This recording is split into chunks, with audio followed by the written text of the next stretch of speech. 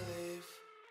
Kids screaming in the cradles, profanities. I see the world through ice covered in ink and bleach.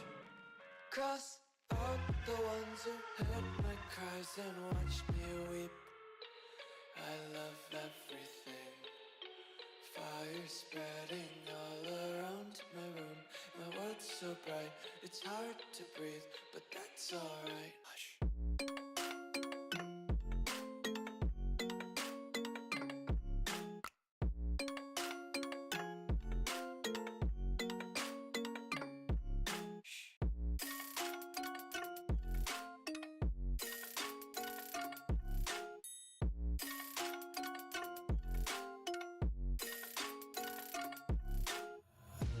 Take my eyes open to force reality.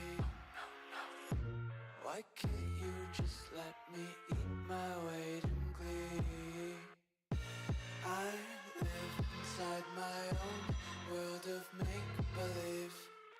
Kids screaming in their cradles, profanities. Some days I feel skinnier than all the other days. Sometimes I can't tell if my body belongs to me. I love everything. Fire spreading all around my room. My world's so bright, it's hard to breathe, but that's alright. Hush.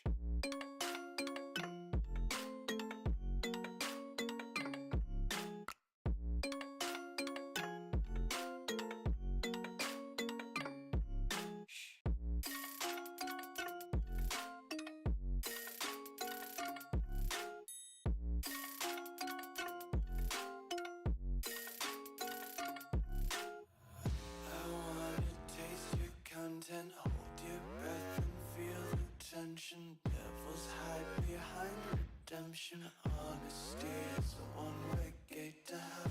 I wanna taste consumption. Breathe faster to waste oxygen. Hear the children sing aloud. It's music till the wick burns out.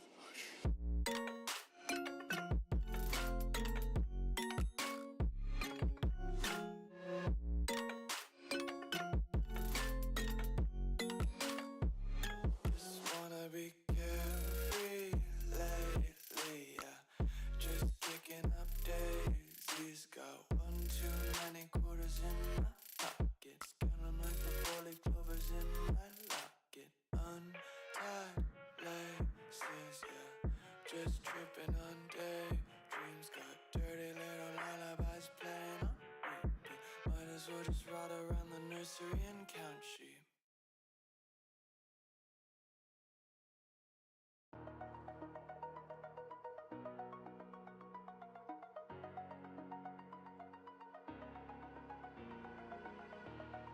Over the edge, feel like I'm floating through the air. The pain I felt is paid for, all is said and done. Oh, I am restricted, fixed upon the web. I need to kick the habit that my mind is breathing in. Break out, I've got to see.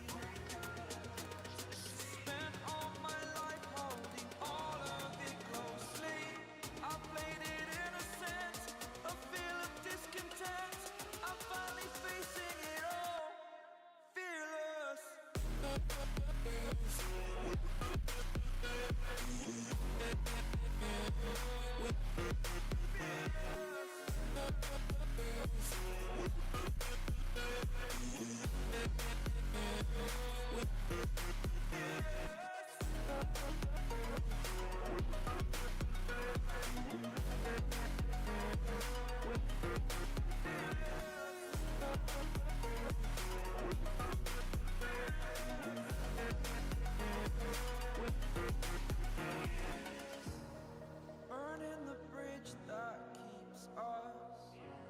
I'm here and I'm fearless.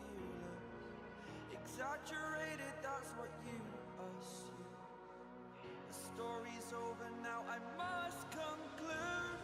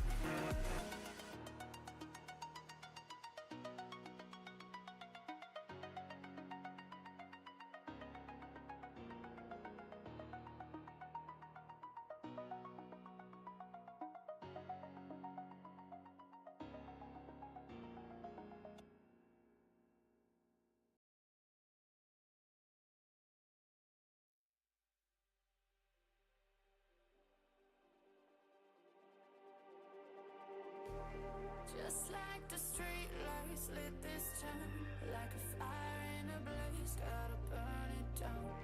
Can't be afraid to leave this out. We got this far, don't know how. I see danger in us. They know we'll burn down the night. Coming just like the sunrise. You know. Ugh. Had to go to the bathroom. But we're back now. Starting a bit late because I had to update one of my programs and that took way longer than I thought. Yeah, basic full screen. Welcome in. Welcome in. We've got some Plague Marines.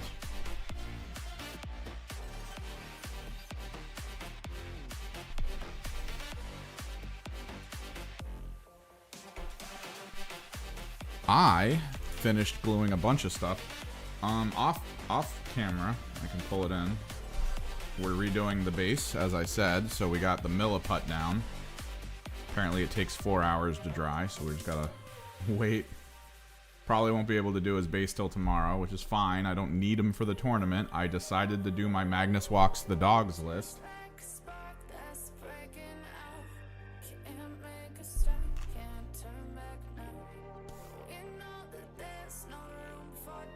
We also finished gluing flamers. Let me focus. Finished gluing the flamers. I'm eating boba tea. Nom, nom, nom, nom. That way I have a squad of 6 flamers now, which is good.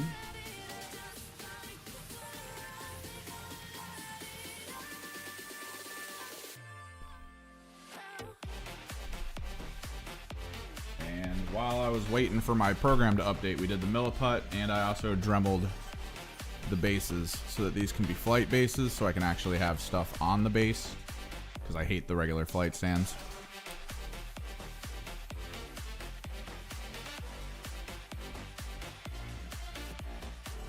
My screamers.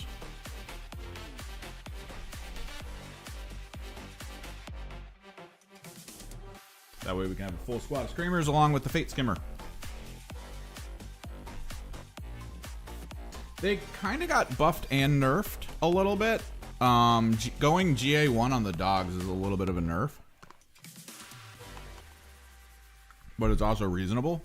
Which I talk about in the video that I'm hoping to get out tomorrow.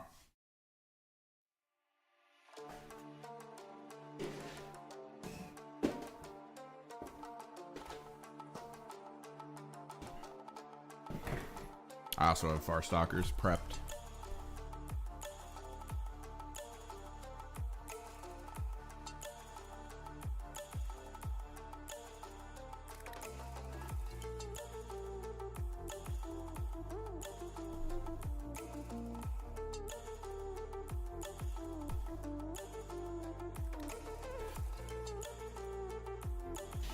We have the orcs to do, but they're going to go back here. Because I really do just want to finish the Blackstone Fortress characters. We're so close, man. But yeah, these guys are coming out really nice. Like, dude, look, they feel so bright from below. We're gonna have to razor blade them off of their bases, though. My plan is I bought really thin corkboard, so that should be here today. We're gonna put the really thin corkboard. We're gonna glue the really thin corkboard down, prime it, try to make it so that there's cracks going through the middle. And we're gonna prime it. We're gonna get it painted like a really dark blue, and then I'm gonna do white ink feed into the cracks and crevices, and then hit it with the fluorescent orange. That way it does look like the world's cracking apart under them and it's creating the glow. I think that would look cool. I like this guy. We gotta paint his teeth and all the bombs and stuff, but like I love the orange on him, how bright it gets at the bottom.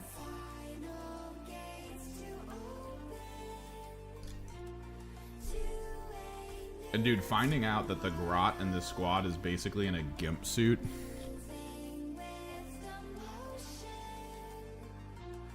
That was wild. Dude, I love this sculpt. Look at that. Look at that.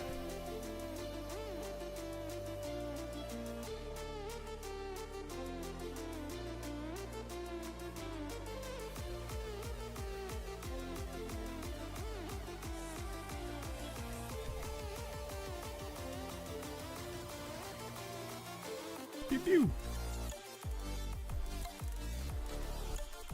Yeah, there were a small handful of nerfs actually this time around. I wasn't fully expecting them to want to nerf as much as they did, but they did.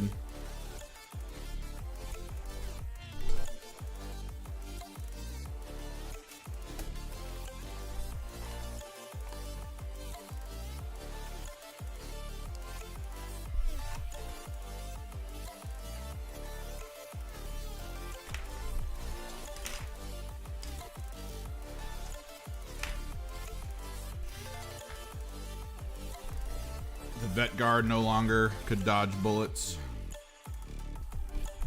which I think is huge. For the vet guard to have to, like, you know, crawl around in the muck now with the rest of us.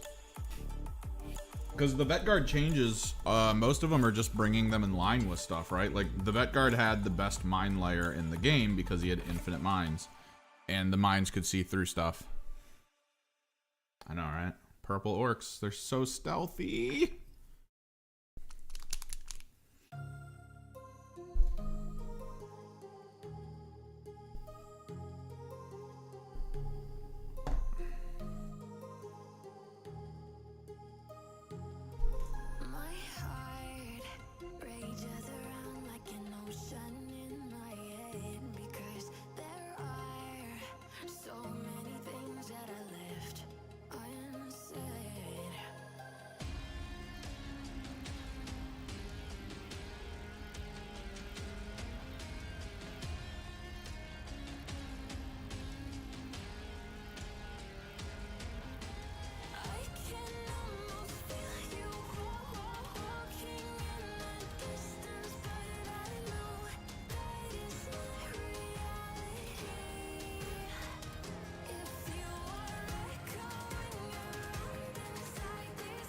I am super excited about the Warp Coven changes, though. Dude, yet again, there's so many people at the at my local club who were just like, oh, dude, I really want to learn Kill Team. And it's like, dude, just let me know. I will bring everything you need. Maybe you want to learn a team you don't have? I probably have it.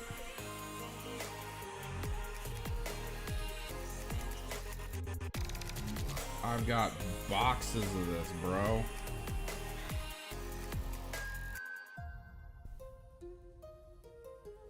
Like, I want to start a league with these people. I think it'd be great. One of the guys who was a frequenter of tournaments played it with me because he was trying to learn it. And I showed him it, and he was like, dude, this is actually really fun. I was like, I know. But then he just went back to, like, full 40K because that's what the local tournament scene is all about. But now he's like, they're all trying to start like a constant running underworld league now, which I'm kind of down for, honestly. Underworld's pretty cool. Supposedly around the time the that box comes out that updates a lot of the old teams, that's when they want to try to get it like lined up for a place that we can all go. Like once a week and just keep playing in the league.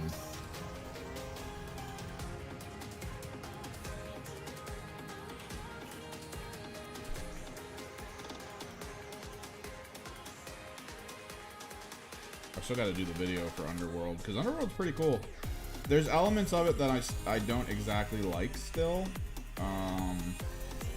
Part of what makes the Relic format work, or not the Relic, I think we do Nemesis, or we do the one where you can only use the pre-made decks and it's from like a specific list. And you can use all the teams, but you can only use certain boards based on a list.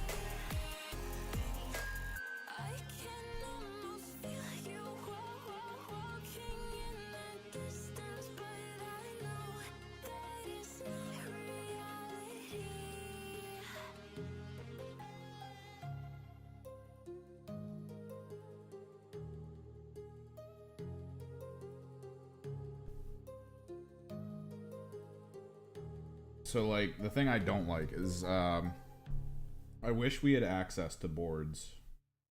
Like, I don't want to have to buy box sets to get the boards.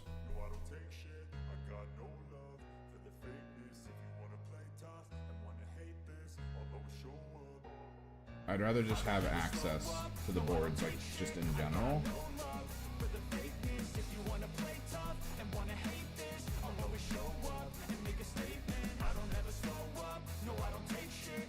Since that's actually a very big part of the game, is needing to choose your board that you're gonna have for the game, for your side. Which I thought was cool. It's like, it's a way to make it so that the terrain still matters, kind of like in the larger scale games, without it being like way too weird. Because all the different boards you have access to drastically change your general plan and strategy of the game. So I have the weird hollow boards because that's where my team came from, and that's fine. But I've seen other boards. I've seen the starter set board, which is very simple. There's really like no positive or negative to any components. It's just a very flat board. Whereas my boards have cover, damage spots, like they've got a lot of oddity to them. But then I see other boards from different versions that are just slightly more interesting with maybe some other effects and elements.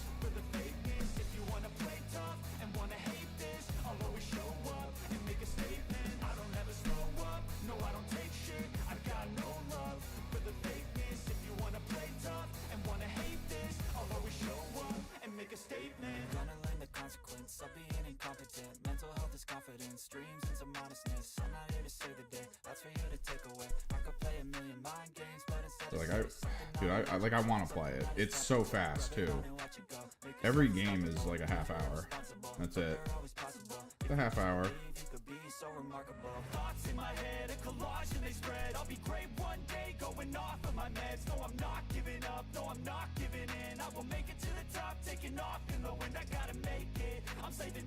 This has been a weird time though. Like I want to make videos, but like I was helping my parents with their move to their new house.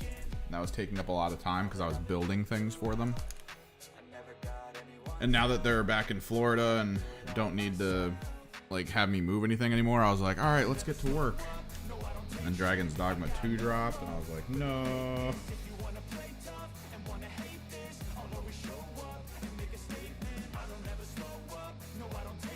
Game's so good.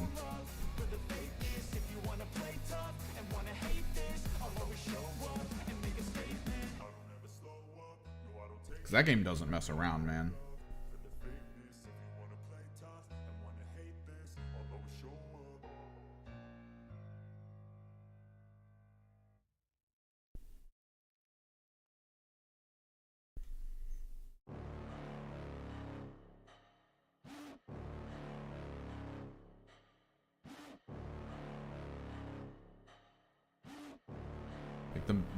The missions and quests in that game are so elaborately designed with options that you don't fully understand as possible. That, like, when you're playing it, man, it's just, oh.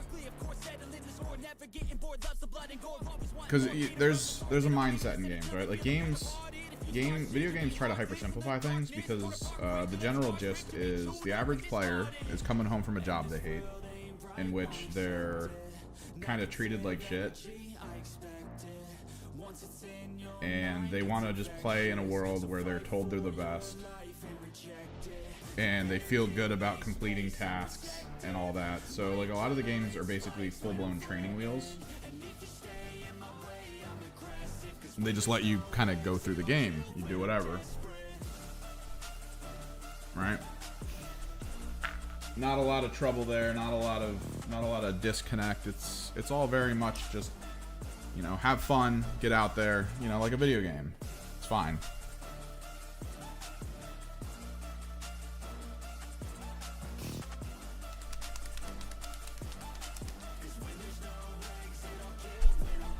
Dragon's Dogma. Dragon's Dogma is like, here's your quest, and if you brain dead the quest, like how most RPGs are, where they're just like, go collect 10 bushes of whatever and then bring it back to me, and that's your mission. And everyone's like, all right, cool, let's go do that. And then you do it and it's done. Now, imagine a game where when you do that, you basically, like, he goes, cool, thanks for the bushes. Now I can complete the spell. And then finishes a spell in front of him that kills everyone in town.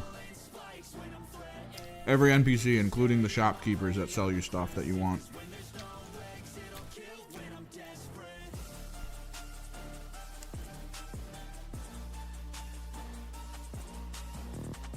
That's a bit out there.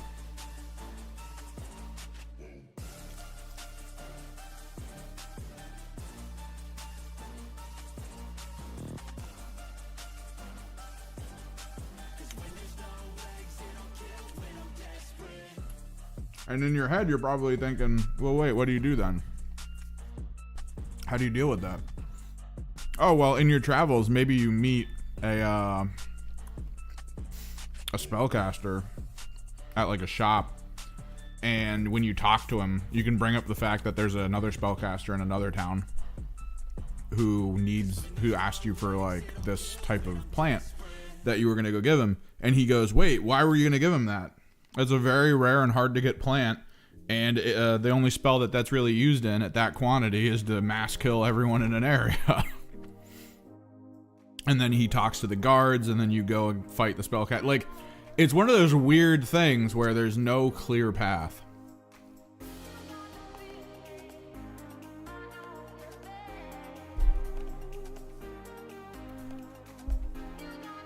And I love it.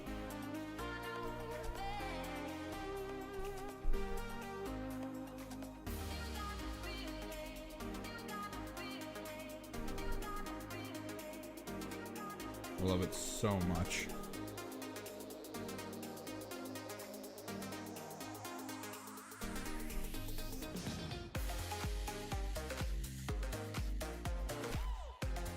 Because I mean, a lot of people view open world and sandbox as just, oh, you have a couple tools and you can travel anywhere in the world, and that's it, and that's like the end of it. They don't think of like the more free form conversation with the people in the world of how you're going to deal with stuff, how organic some things can be, where you figure something out kind of on your own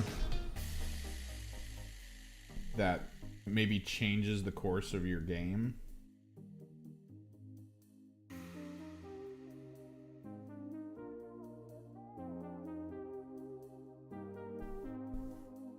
Like, so far in my playthrough, I'm not gonna lie, there was a mission that I was supposed to take, and every time you take it, or try to take it, the guy who's giving it goes, hey, if you're gonna take this mission, you should probably be done everything else that you need to do. Like, it had that layer to it. Dude, they like to they collect the hands. They're hunters. That's their whole thing. They love to hunt. They keep trophies. If you could figure out how to magnetize those hands, the hand hooks onto them, you could use them as the representation for the meat equipment that they get.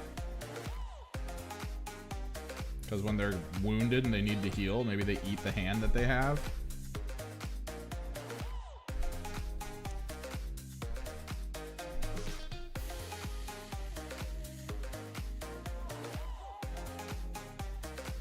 This guy's so pimp.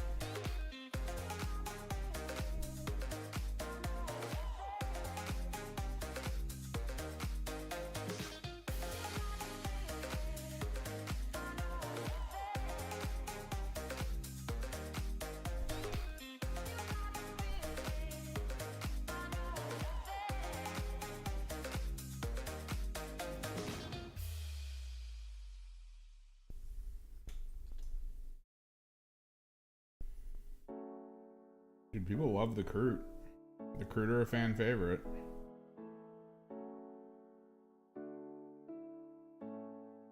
With the Tau Codex info leaked, everyone's like, oh man, it's gonna be great. Because I don't know if any of you have been paying attention, but a lot of the current meta in 40k, it started out as vehicles and now it's gone to Horde. And the reason it's gone to Horde is because most vehicles are being designed to kill vehicles. So they all have like really good one-shot cannons, but that means that the rest of the armies that go Horde, like, how's a one-shot cannon gonna handle? Do you think how would a one-shot cannon handle a squad of 30 people? Now it used to be that most of those one-shot cannons would come with something called dev wounds, which, I mean, some of you are probably familiar with. And if you rolled a 6, that cannon would do like 12 wounds, so it would kill 12 people. They got rid of that, because that was too strong. The Eldar were having a pretty big field day with that.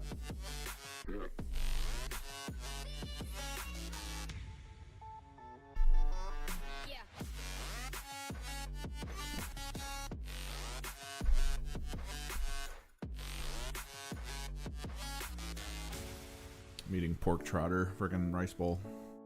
Nom nom nom nom nom.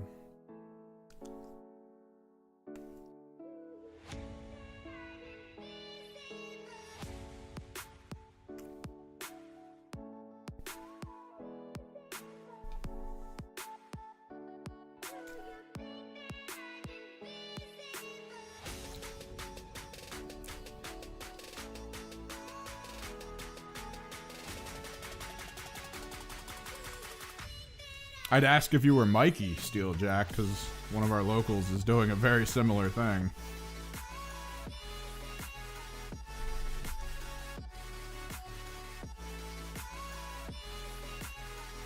And I'm kind of looking forward to the Horde meta, because the Horde meta, what it does as like a converse is so broadsides, right? Tau broadsides. They come with railguns and flamethrowers, and everyone's like, why would you ever take the flamethrowers? You want to know why you take the flamethrowers? Because you're in a Horde meta. That's why you take the flamers.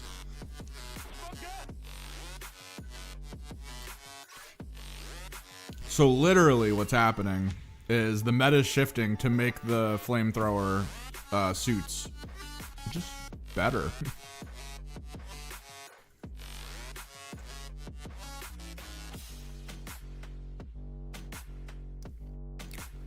Poggers.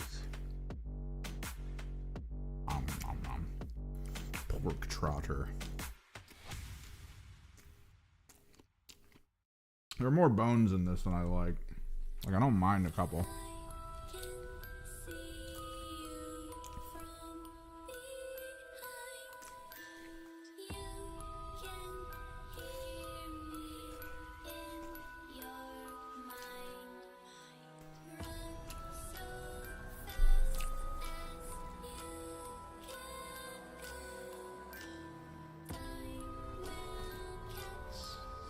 Well, that's the thing, right? Horde mode is strong almost anywhere. Horde is really strong in Kill Team. The Orcs and the Vet Guard, they always do really well, and they're Horde teams, and there's a reason for it.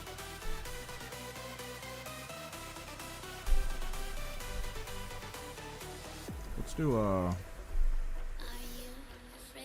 Black Templar. Where'd I put that? Are you scared?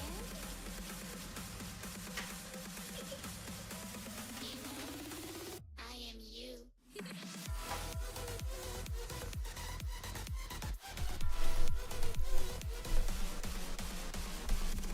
So this is what I have left, or is it mostly dry? Oh, I've got a good bit left. So yeah, Horde does really well, like universally speaking, because in almost any game, a lot of the game is about scoring points, and how do you do that? You need units on the field. Like when I play my more elite teams, like when I play the Knights, if I get a mission that's like, hey, you need to deploy teleport homers or whatever,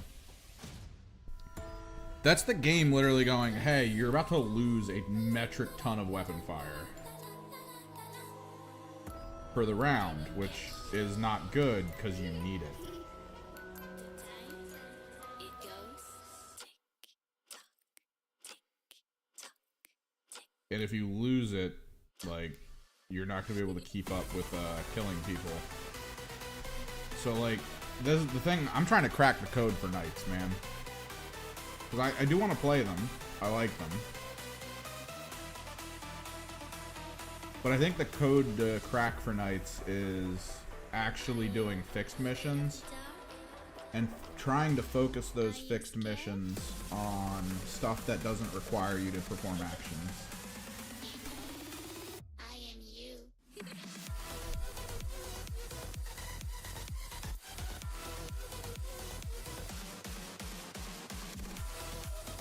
Because I don't have enough units that are like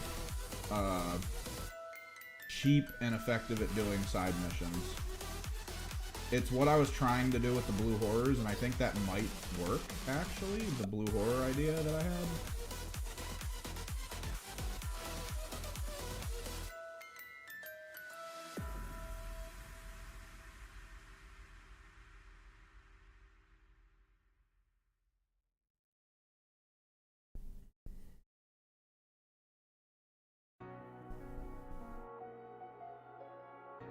I think that could be good.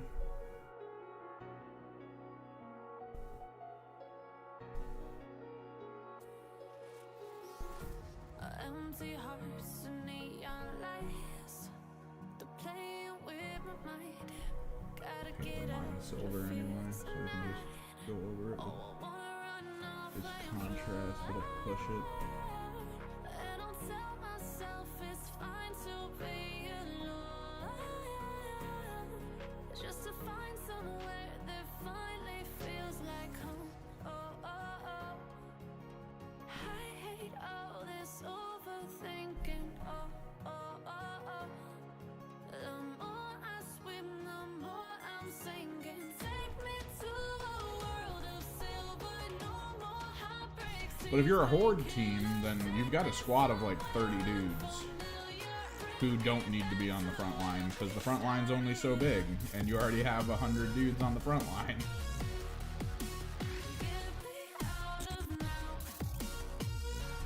There's a reason why the Thousand Sun teams that do so well are the ones that rock at least, I think, 2 squads of Flamers. Because 2 squads of Flamers is the most casino way to handle a Horde army. You roll well with 10 Flamers, oh my god. That's a Horde team dead. It's such a strong play. I mean, you roll poorly and it's over. You might as well hang up the dice. Move to the next game.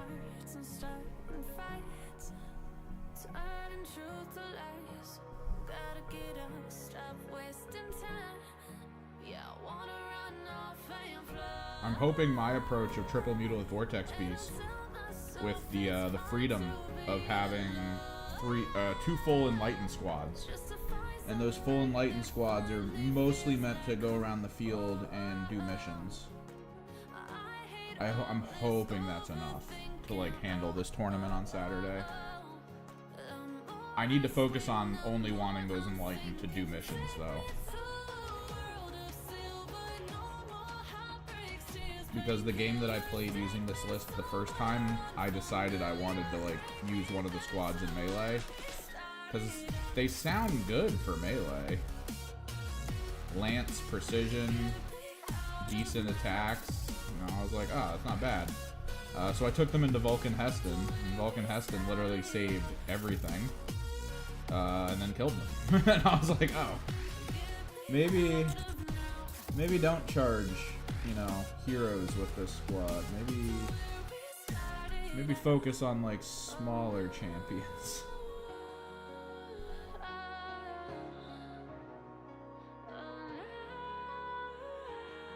I think that'll be better.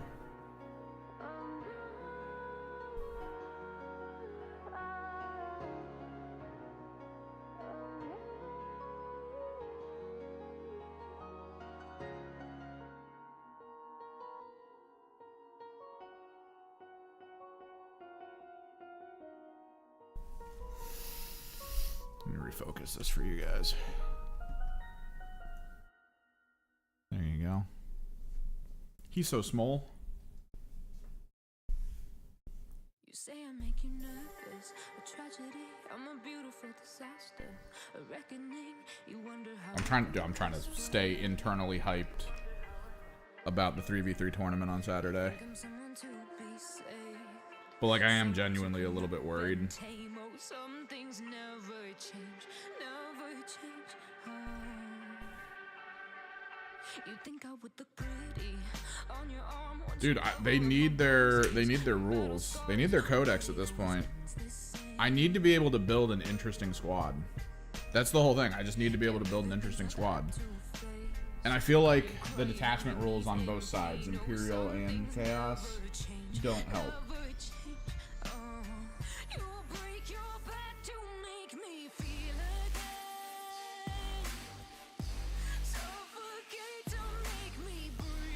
Like, it definitely feels like people are leaning into using allies, because allies are massively important for a squad that, you know, can't really have a lot of units and need to perform a lot of tasks. I stopped asking for forgiveness, cause you should know only fools tread where the angels fear to go, but you keep trying to get too close. I've seen people have a lot of success with Nurgle allies, with Chaos Knights, because Nurgle allies, you get the Nurglings, you get the Plague Bearers, they're very hard to bring down, they can just sit on points, do stuff, and that's cool. I do think Blue Horrors have a chance at it, because they do have Infiltrate as well, which means I can play a little differently. I can try to prevent up movement. I think going 4 squads of Blue Horrors might actually be the way, honestly, because then you can just do 2 to prevent movement, and then 2 would be sitting in the wings as a utility for whenever you need to just place them. Although I will say, I am thinking, I'm kind of leaning into the Fate Skimmer. I'm leaning a little into the Fate Skimmer with a squad of Screamers, because the Fate Skimmer with a squad of Screamers has the uppy-downy function. So if you're playing and you get that whole thing of like, I need to go to this side of the map real quick, you could do it with Fate Skimmer. You could just deep strike over there and be like, haha. Perform action.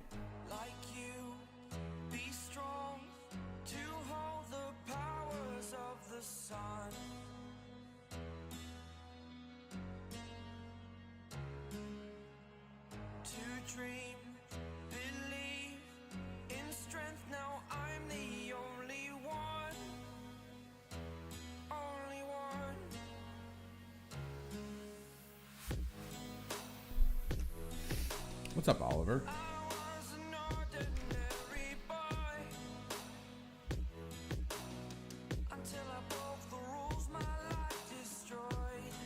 I don't know. I'm still leaning a little into the idea of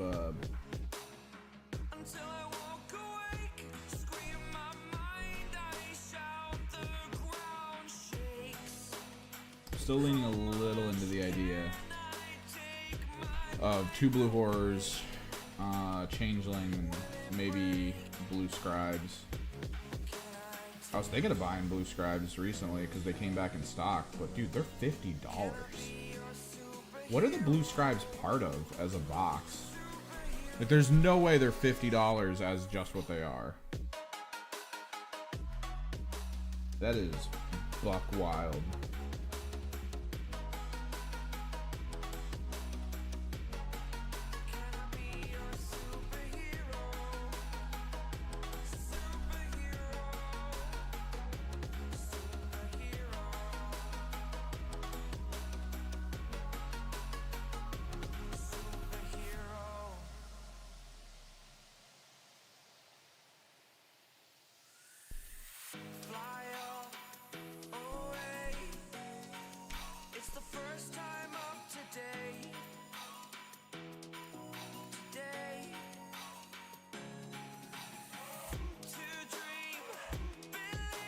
I gotta be out of here at 3 o'clock.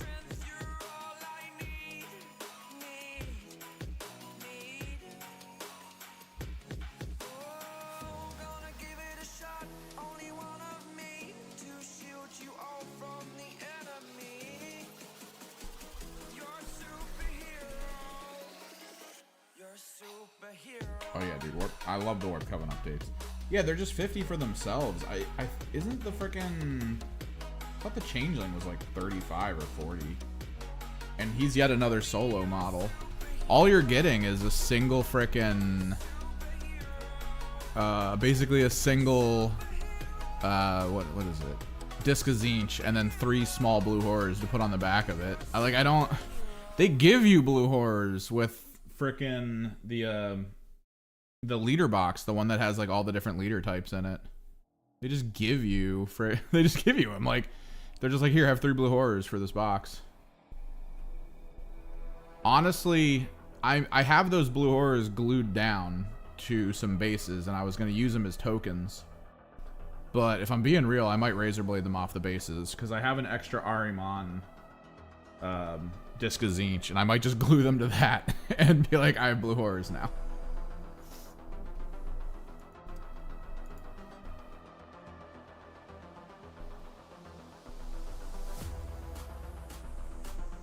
There was a guy at our store who actually built a Mauler Fiend. I don't know how familiar you guys are. Oh my god, they don't have him here.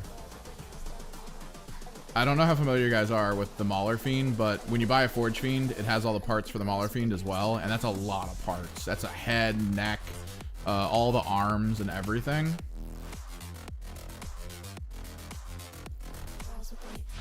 And like the tail, the tendrils, all of it.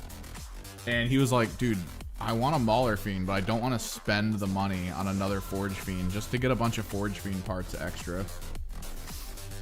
And he kind of wanted to run the Forge Fiend and the Mauler Fiend at the same time. So he was like, alright, let's do this. Oh no, blue horrors are sold out again. God, they're selling out quick.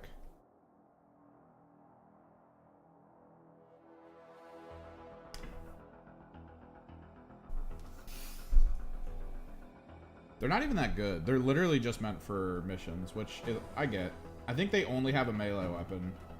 Their whole thing is to try to like do damage to psychers that they fly by, which is so rare that, yeah, like you look at their stats, you look at their abilities, and you immediately know that the only thing they're meant for is to be lone op with a deep strike as a single freaking base model, and that's it. Like, it's so impossible to screen single base models from Deep Strike because they just go where they want.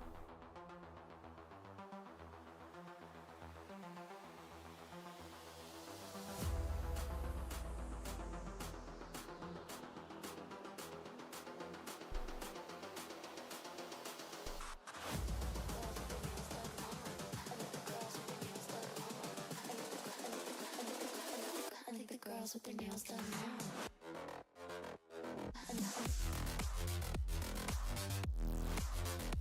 Oh man, I'm still sitting here thinking of the Warp Coven. I'm so glad, dude. When the Hyrotech when the higher tech changed their rules for their abilities to last between turns, I started getting this vision of Kill Team where big rule-changing abilities needed to last between turns.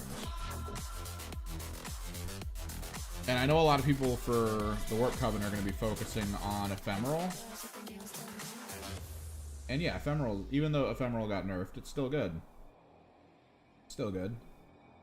But I'm looking at all the other abilities that like no one uses, right? And the main reason no one uses it is because the timing on activation is so bad.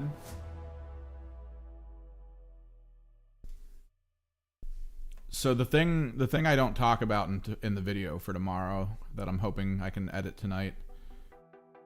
Let me pull up the rules.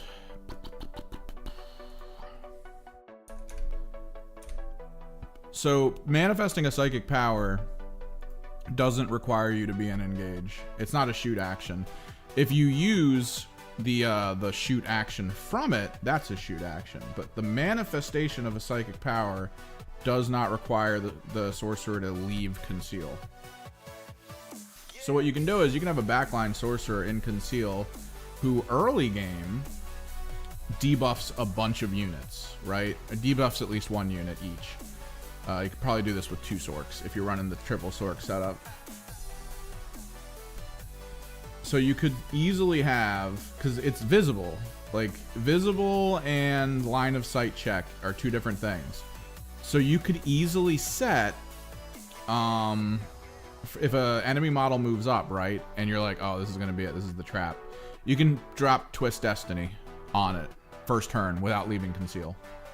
And then as long as that sorcerer doesn't activate early, Twist Destiny lasts into the next round, which is huge, because then you can just take a Rubric Marine that you positioned better, drop it into engage, move, and shoot, and then each time this enemy operative fights in combat or makes a shooting attack in the roll attack dice of a shooting attack, you cannot reroll. So you can, well, okay, so this is shutting down rerolls in APL. Where was the other one? Visible to this operative. Until the end of the turning point. Okay, yeah, Weave Fate. Until the end of the turning point each time. Oh, that's friendly. This is also good because you can apply it to a friendly, and then if they get shot, they reroll defense dice. Where was the good one? Temporal? No. Is it Infernal Fire? Select one enemy operative visible to this operative. Till the end of the turning point, each time a friendly Warp Coven operative fights in combat or makes a shooting attack against that enemy. Yeah. So you drop Infernal Fire on an enemy, basically.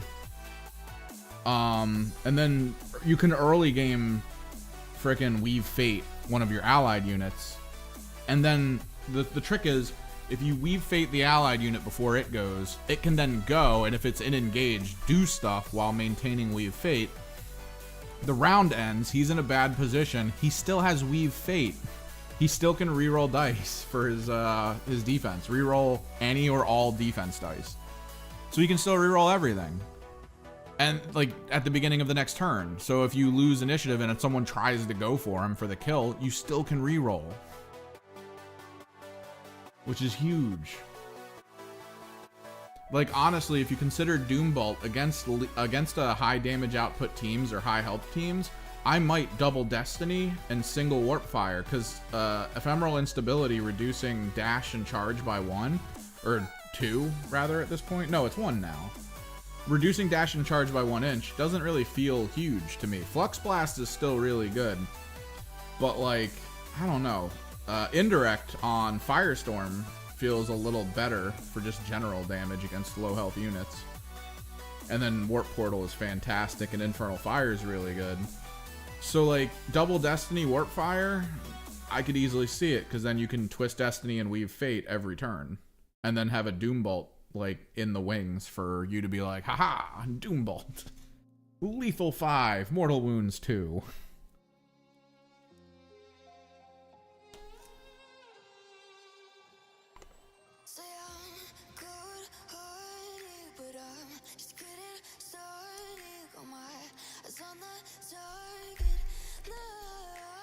Because right now in the game, rerolls are actually really big.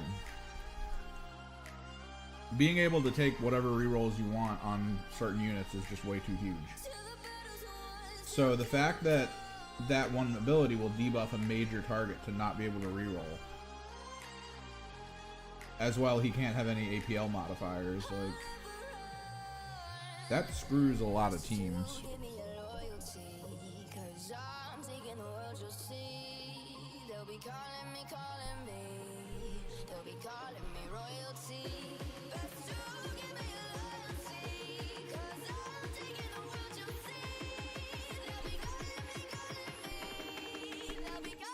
Yeah, needless to say, I'm hella interested in seeing where the Warp Coven are gonna go now.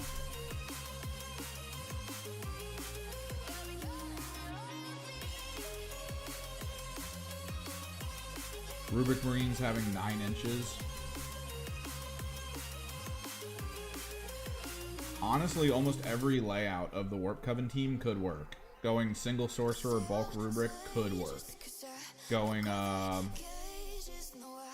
Going single sorcerer bulk Zangor, that also could work. Especially now, Zangors are 9 wounds. And if you look at Zangor statting for like weapons and stuff they can do, it's actually not bad, especially with the equipment they have access to. The freaking horns and everything that give them, what is it, guaranteed hit or something when they charge? Or is it a normal to a crit? Equipment. Gilded Horns. Each time this operative fights in combat, if it performed a charge action during the activation of the roll attack dice step, you can retain one of your attack dice results of, so it gives you a 1-off 5+ crit. Which, you drop that on a champion with friggin' Great Axe or Great Blade, doesn't really matter. Huge damage output. Technically, if you put it on anyone, because Zangor Blades on fighters also does 4-5.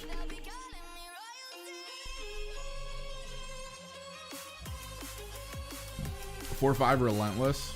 Oof.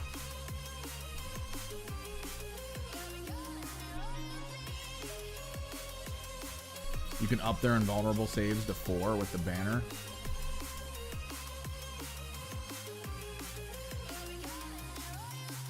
I think that's the next step, is that banners become constant until reuse. I think they only really did it for the spells this time around, but I know the Chaos Cult banner is between rounds, so it lasts, which is really good. And I think a lot of the banners need that adjustment.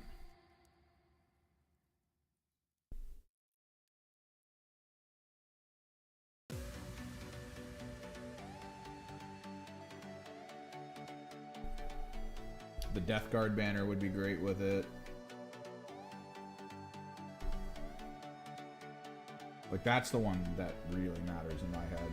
The frickin', I think it's the re-roll rolls of 1 on Feel No Pains. It's so good. So stupidly good.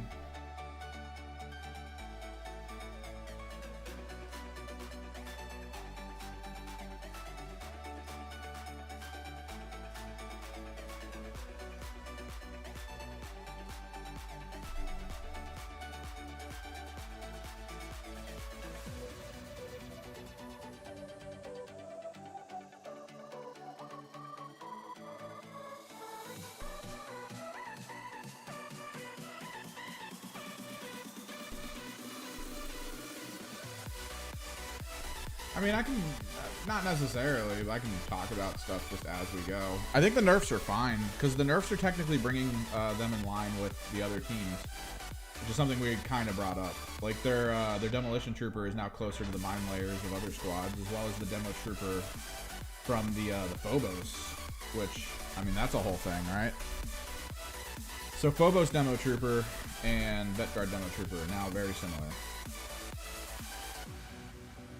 in terms of their damage outputs and potentials, which works. I mean, the team is still a Horde team. It's not like they didn't hit them with the Chaos Cult nerf, which, by the way, I'm going to talk about it in the video tomorrow. That, I don't feel like that's as much of a nerf as people think. It is, because it's a drop of APL, it's a drop of wounds and all that, sure. But there's a weird thing going on with the Chaos Cults, where every time that Games Workshop nerfs them, there's something about the team that already exists that is just way too good with the nerf already. No, I have no plans for 30K. There's a lot of people locally who play it, and the more people talk about it to me, the more it sounds like, if you've ever heard of like the tabletop, what do we call them? Sim military games? It sounds like that. Like almost everyone, because none of them play it competitively, but it sounds to me like when they talk about it, they're like, oh, you gotta have, you know, the exact right war gear glued to these guys. They have to look the part. The paint schemes have to be right. Like, this is the place where my local league is very much into the idea of they have to look like what it's supposed to look like. And if you're going to play them, like if you play the Iron Warriors, you're going to want to play mostly of this type of unit because that's what the Iron Warriors use. And it's like, I don't want to play this. Even though that's the only place right now where I can get no Siren Dreadnought, which I was really hoping would be in 40K, but they are not, sadly.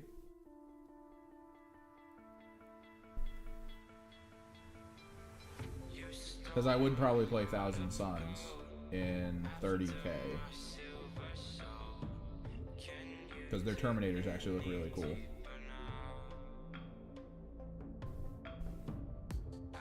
But I prefer the flavor of 40K. The idea of like, let's play against Eldar today. Let's play against Genestealer Cult today. Let's play against, like, I like that. I like that so much more than what 30K offers.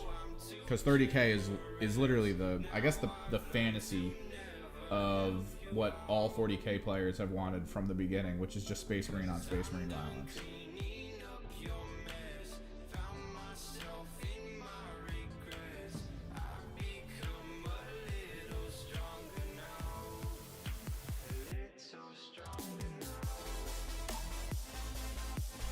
As well, the 30K rules are just like 3rd and 4th and 5th edition, which I played and I don't want to go back to. Blast templates and stuff like that, no. There's a reason they were removed in the later modes and the more updated rules. And people can hate that all they want, but the reality is there used to be a situation where you place a blast template, and if it's half on the unit or slightly less than half, they would get like a cover save from it.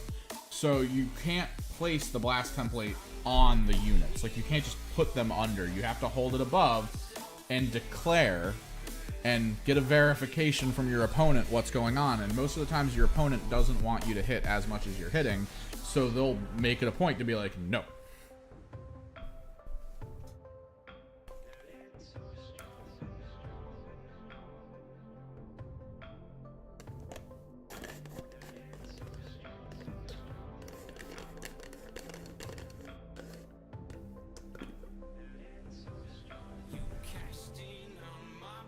Yeah, I've heard the lore side of it's fun, but like, I don't know.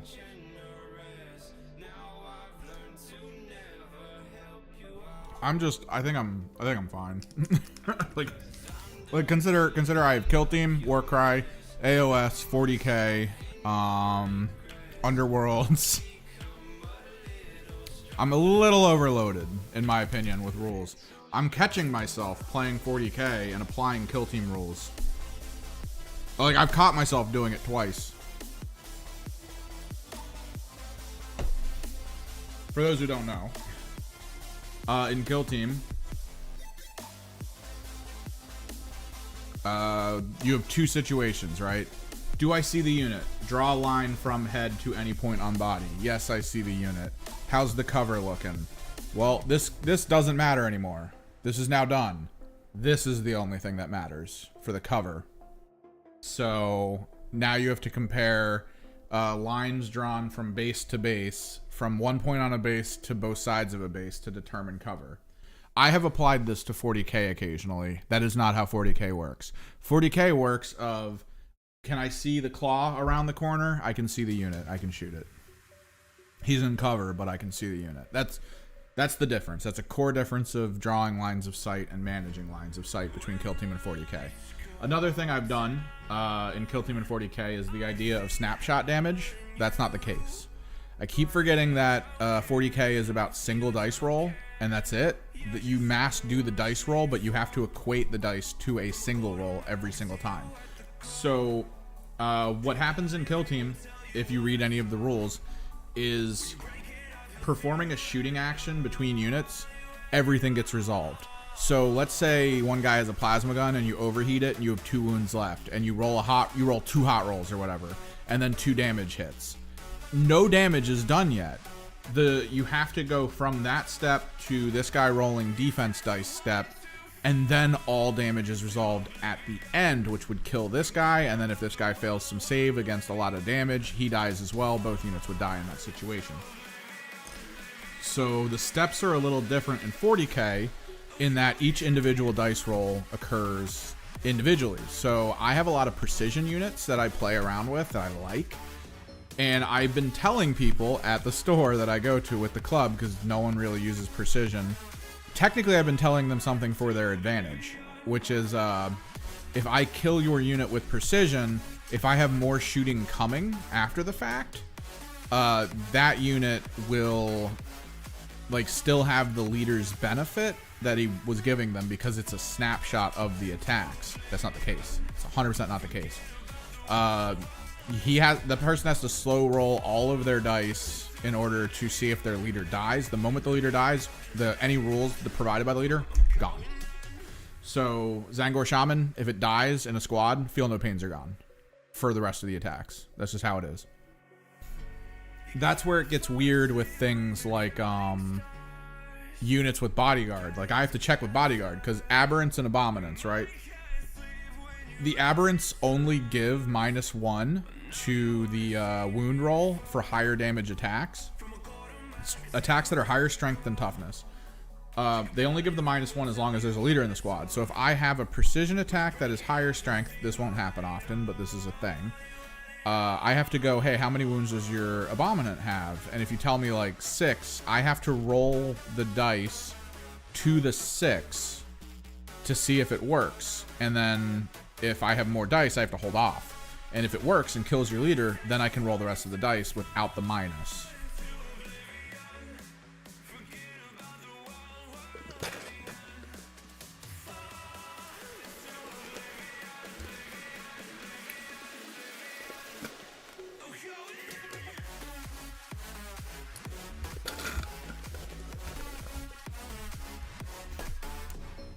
So these are things I've been refocusing on to try to get all the rules down.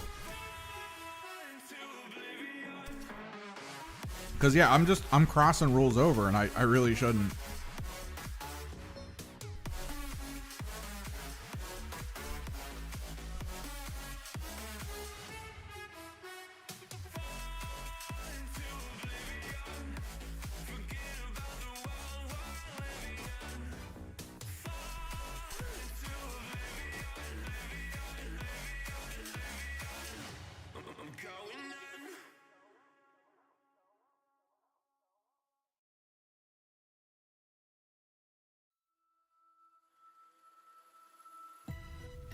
Oh, hi.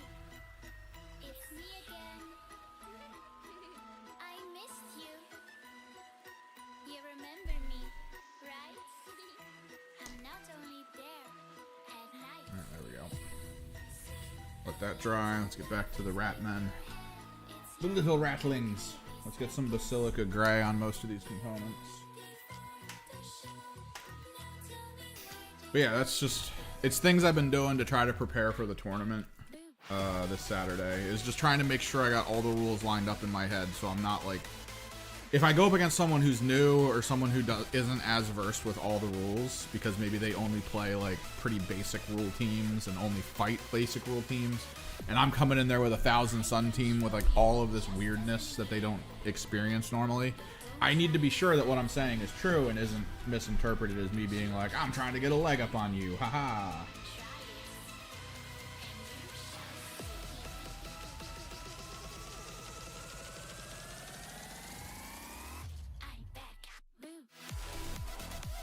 I want to make sure what I'm doing is right.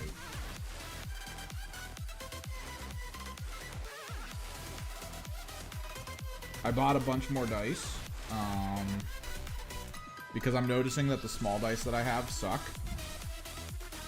And sure, that can be misconstrued as like superstition or whatever, but I feel like I've played a lot of games now where I've used my small dice box to try to roll a ton of dice.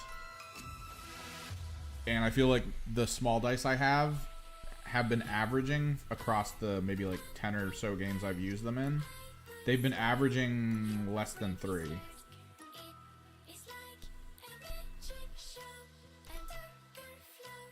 Which is not great, in my opinion.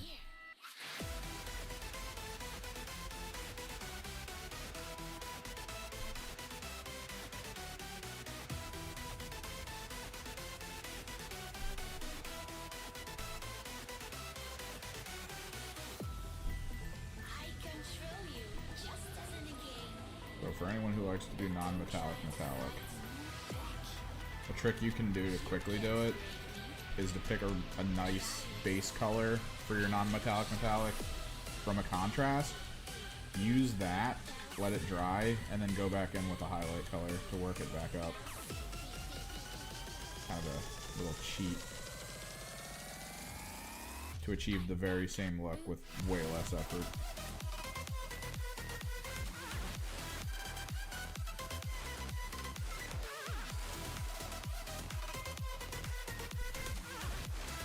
I'm not going to be doing that here. I'm going to be doing... I usually like the base color with contrast for any metallics. Sometimes I skip this step and it always looks horrible. But I'll usually base color with a contrast and then I'll go back over it with... I have speed paint metallics, which kind of slodge the metal colors and the dark colors into different crevices, which it doesn't look as good as it sounds early on. So you do 100% need the base color, whatever you're working with. Make it work. What the hell is this song?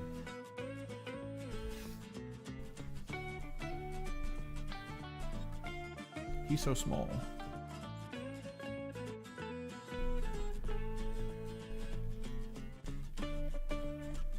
Skip.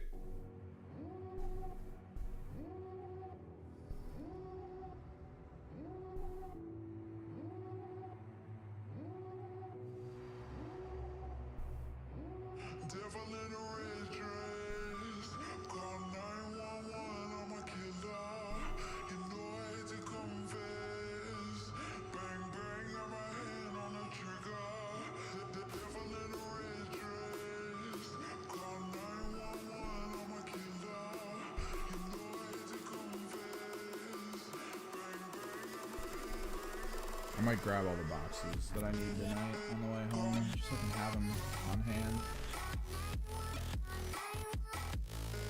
I was thinking of playing Knights, but like I still haven't cracked the code, and I get that I'm probably not gonna win this tournament.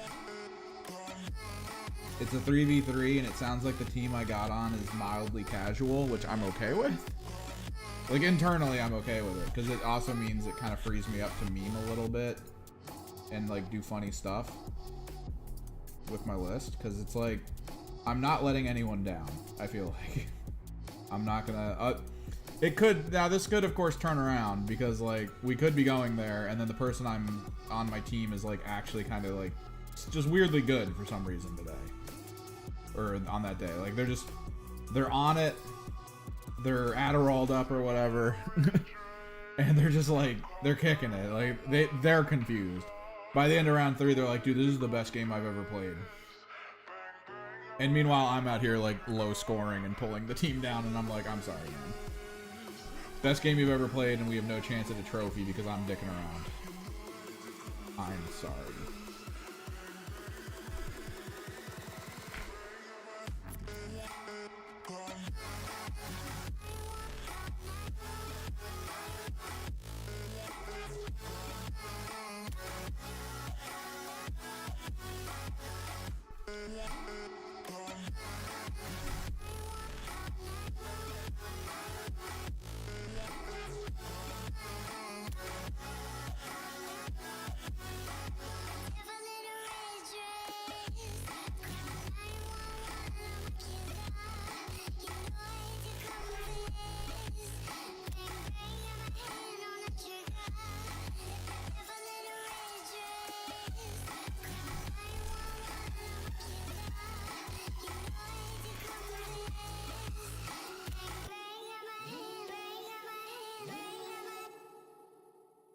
Technically, that means I would want to stop the stream a little early, I think.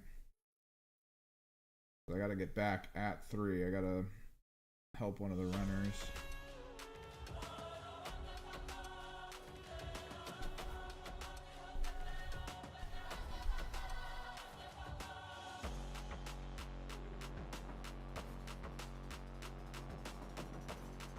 Which would be good, because then I can also be back early enough that working on my edit won't feel bad.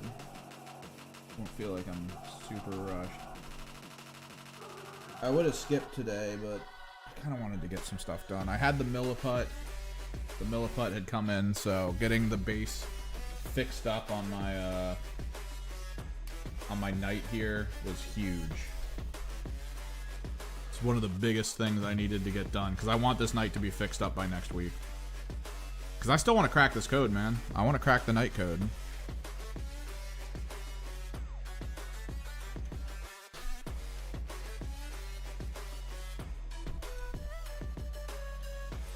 Not even to like dominate, but to frickin' just have a good game. Like, that's all I want. I don't want to be the guy who's just like, oh yeah, you can't beat me at all, I'm so good as a knight. I want to be the guy who shows up and goes, this is going to be a good game. We're probably going to have like a 2 or 3 point difference between our scores at the end.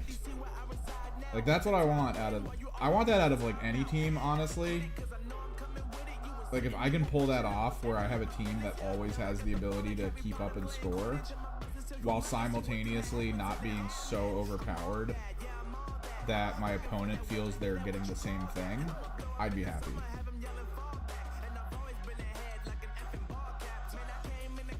And I get that that's going to be impossible. That's an impossible ask. It's an impossible thing to want. Because even if I find a list that generally does that, there's going to be matchups where it just dominates. And like, I got to just accept that, I guess. Everybody wanna do the same thing. That's why we ain't on the same page. Do my own thing and I maintain. Flow like water, so I'm going mainstream. I'm going mainstream. Flow like water, so I'm going mainstream. Yeah, I'm going mainstream. Flow like water, so I'm going mainstream. That's just the way of the game. Technically in 40k, the thing that determines whether you're going to win or lose is the list you built and the tournament you're about to go to. Like, in all reality, that's actually closer to kind of what means you're going to win or lose.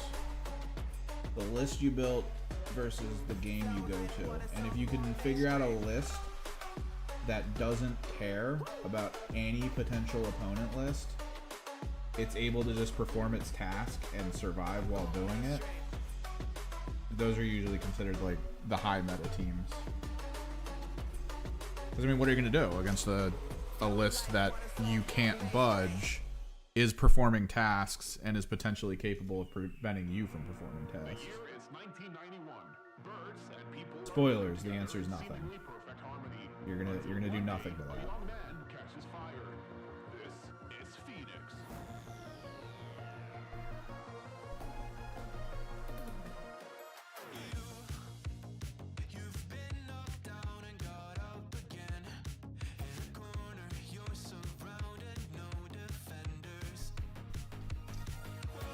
That's why I've watched a few tournaments that have Thousand Suns in it, and I've seen the list that people have kind of declared as the Thousand Sun meta list, and I read it and I know why it's meta. I know why it's meta. The bulk of the stuff in that list doesn't care what's going on the field. There's enough tools in the toolbox to perform missions for the first 3 turns, no problem.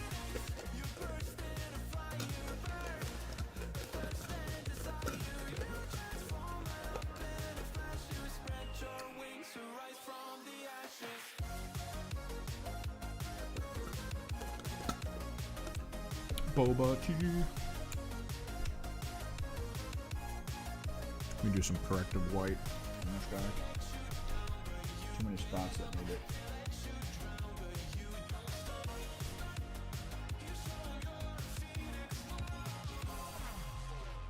Get ready for verse 2, Electric Boogaloo. You see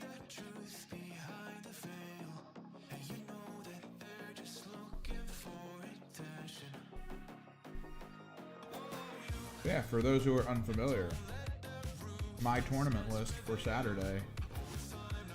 Drop in the secret here, so if you're going to be an opponent, you could build to counter me, but I'm going to go ahead and assume no one in here is going to be at that tournament. Because it's a very small scale one that like nobody knew about.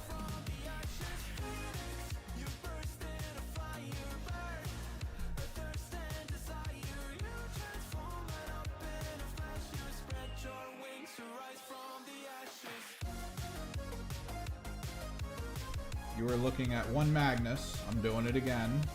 He is very powerful. Normally I wouldn't try to use him, but the meme is that this list is basically Magnus walking his dogs around. You know, he's just out there doing stuff, walking his dogs, and then a bunch of enemies show up and are like, "Get him!" And he's like, "Why? I just want to walk my dogs." A secondary name is Taste the Rainbow, since we did paint all of my Mutalith Vortex Beasts different colors,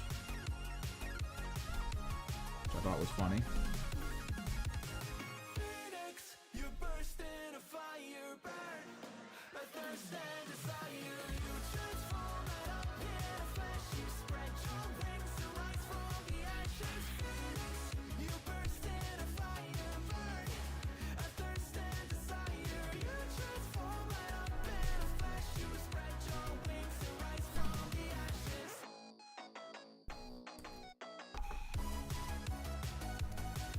So we got Magnus, of course. We've got one Demon Prince on foot, because the Demon Prince provides all Thousand Sun models the stealth roll, so -1 to hit from shooting attacks, which is really good, genuinely really good.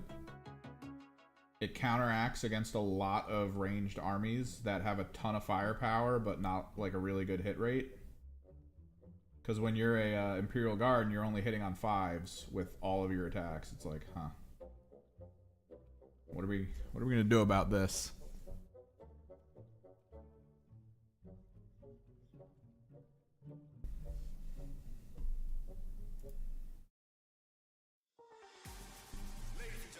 Skipping that.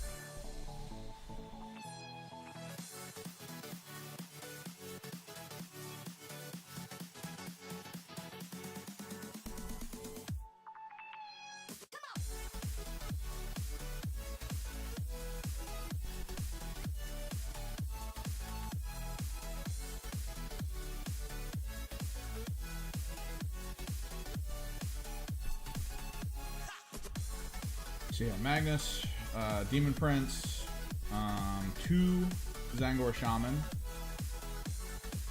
I believe that's my leader bracket.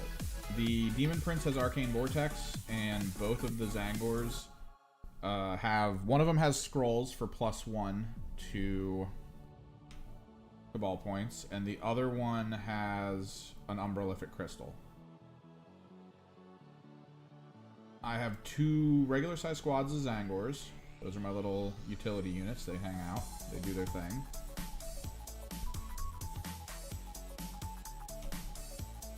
I mean, they're super cheap for just a handful of bodies on the field. Great.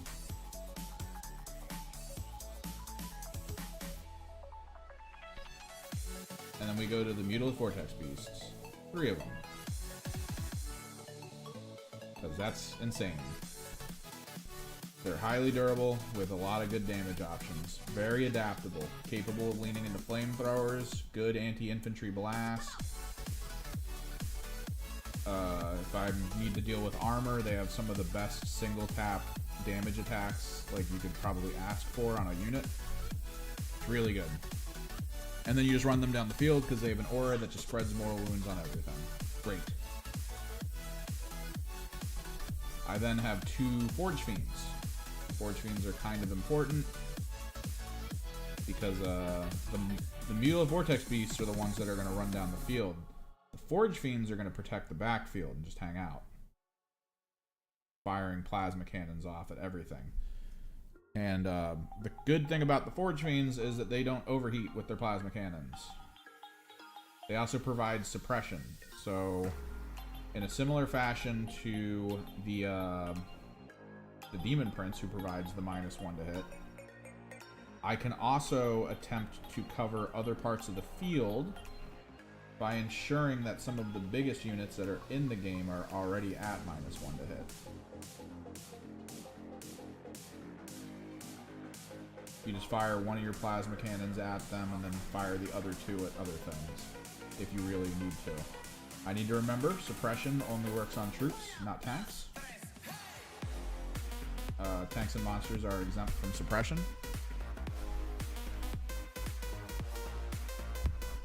But the damage output the Forge Fiends have is just insane. I was able to kill a Norn Emissary in 2 turns with them. Like, he had next to no wounds after the first turn. I could have killed it with anything in the second turn, but I decided to put him down with my Forge Fiend.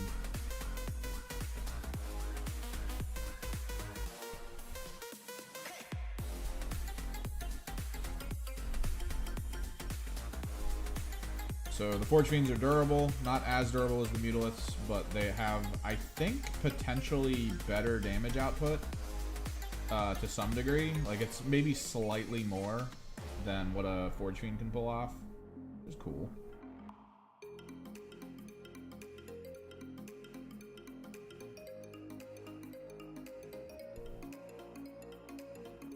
I then have 2 full-size squad of Zangor Enlightened. The Zangor Enlightened, I have 1 spear-wielding squad and 1 bow-wielding squad. Now the trick here, and this is actually something I picked up after starting to play Genestealer Cult, is if you have 2 leaders that have slightly different adaptations that can fit into squads that are slightly variable from each other, you can make really interesting changes. I hear the Norns aren't as cool as people thought they were going to be, but then again, honestly, everything I've seen a Norn do feels exactly the same as to what a Chaos Knight War Dog does. So it's like, it's kind of weird.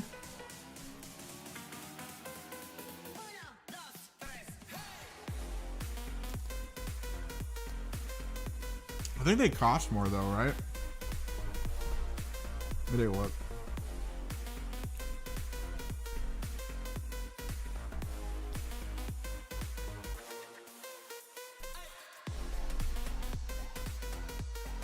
My internet's really slow today. Chaos Knights. Tyranid.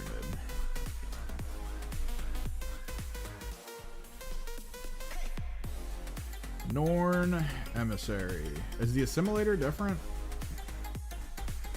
Oh yeah, no. Dude, that sucks actually. Hang on. Norn Assimilator. Let me take a look at the difference. Ooh, it's considered more powerful. Same stat lines.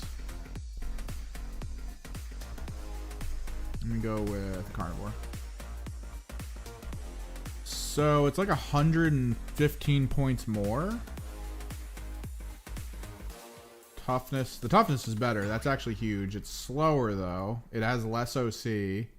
Its save is way better, and your invulnerable is universal, right? It's not like the meh. Yeah, you have a universal invulnerable. Technically, your Norn Emissary is way more durable than a Carnivore or any regular knight. But that's kind of the problem, is you're putting so many things into a single unit that you're putting a lot of the hopes of your army on its back.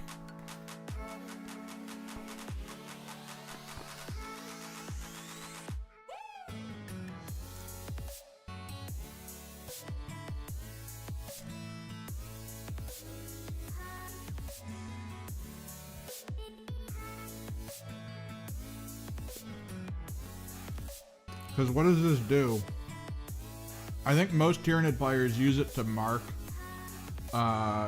They do the singular purpose mark on a point, like an objective, so they could run onto the objective and have their feel no pain and an objective control of 15. Like, your whole thing is to just put this on a point and make sure nothing can take that point from it, and that's it. Yeah, that's basically it.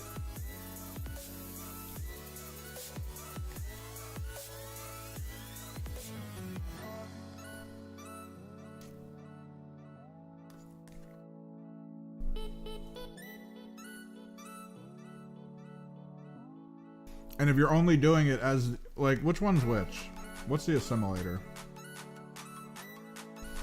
I think I went up against an assimilator and not an emissary. My Thousand Suns basically laugh at the emissary. Like, the emissary won't be able to do almost anything to me. I'll make it, everything it does will be hazardous. I'll have a 4+ feel no pain against it.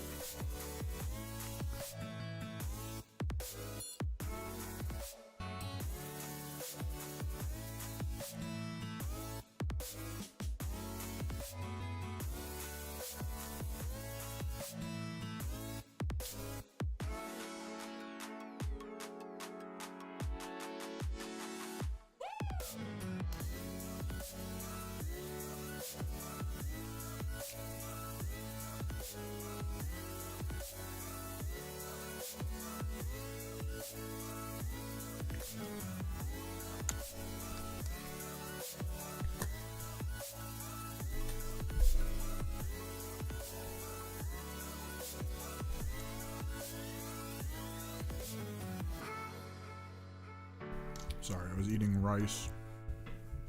Because it's so delicious.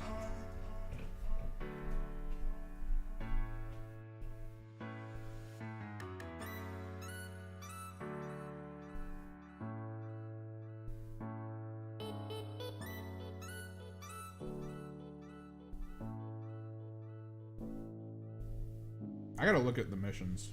I'm gonna spend, after I'm done editing, I'm gonna spend a little bit of time. It's doing alright, Arturo. We're trying to get through the Ratlings, because then, you know, Black Fortress unit's done.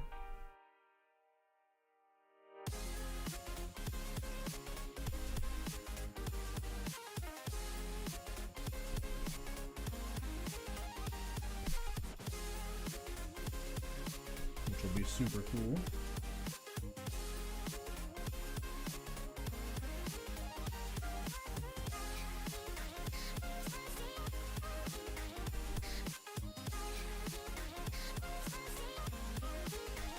I got my Orc Commandos worked up to a point.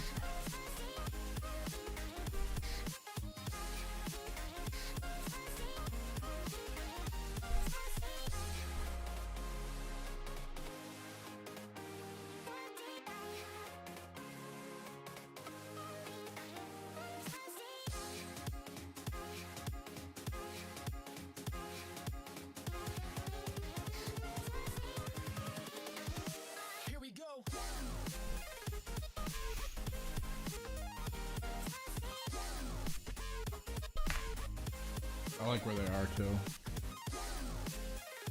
I've got corkboard coming. So let me check this actually while I'm thinking of it, because I made all their clothing gray and I was looking at it. I don't like it. So the idea is I'm gonna try to use the gray as kind of a base, sort of like a contrast base. And we're just going to go over it with a thin coat of Osterman blue. Put some color back onto the unit. So anywhere where my Necromancer gray cloak is, and anywhere where the uniform gray is, we're just going to hit with some contrast to try to bring color onto the uniform. And I think blue is a really good, you know, secondary to orange. That's why a lot of video game covers usually use some kind of orange-blue combo. All the old Battlefields It's just a really striking color combo. Like an extreme cool next to an extreme warm.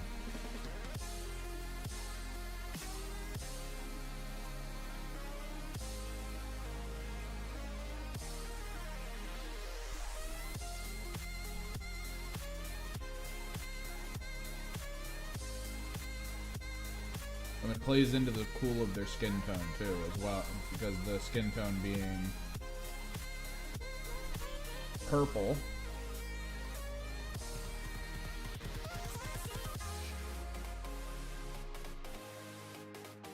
It just adds to it a little bit. It's important because I want to do like a bolt gun metal or just gun metal on like a lot of the areas on this unit. Invincible. And I noticed that applying the bolt gun metal next to parts of the armor that are gray makes you actually lose the bolt gun metal visually. That's not great. So using contrast, we're basically just going to stain all the clothing into the color I think it needs to be.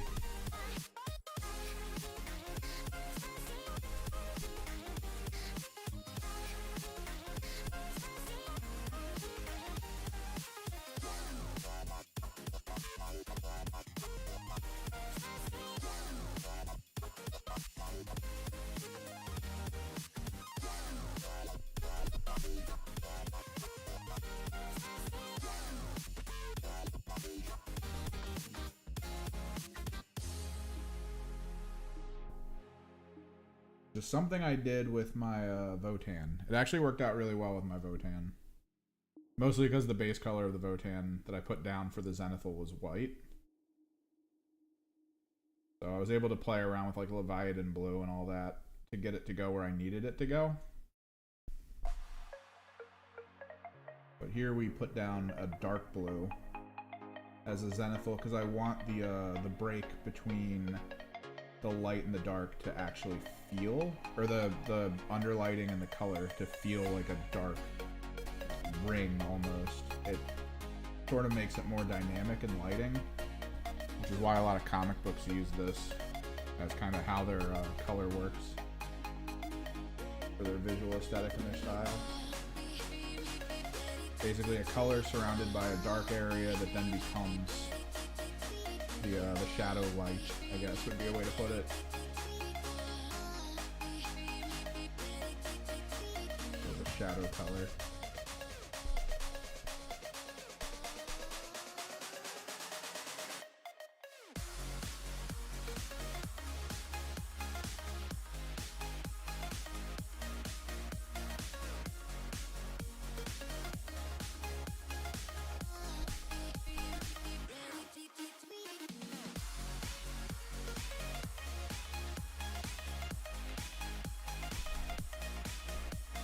There we go.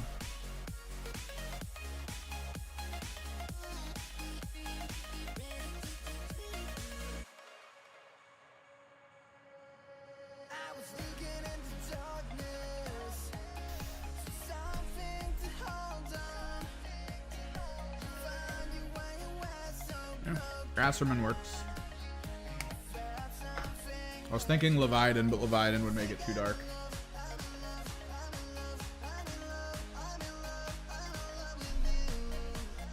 We got something to do with my orcs next. Oh, dude, it's great. I love how they look. I love the bomb squig. I was thinking of making the bomb squig a different color, but I want them all to be purple, I think. Because normally the squigs are red versus the green. The Gimp Suit Grot. Dude, Gimp Suit Grot? You kidding me? Hang on, let me...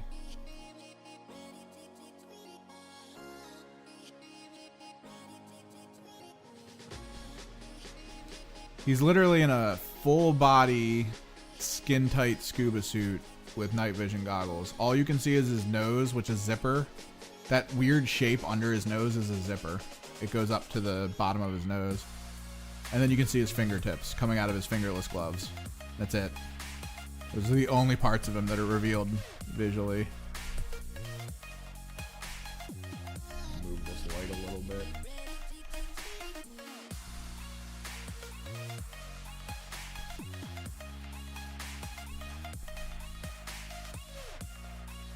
They're great. And then we also, when I got here and was waiting for Clip Studio to update,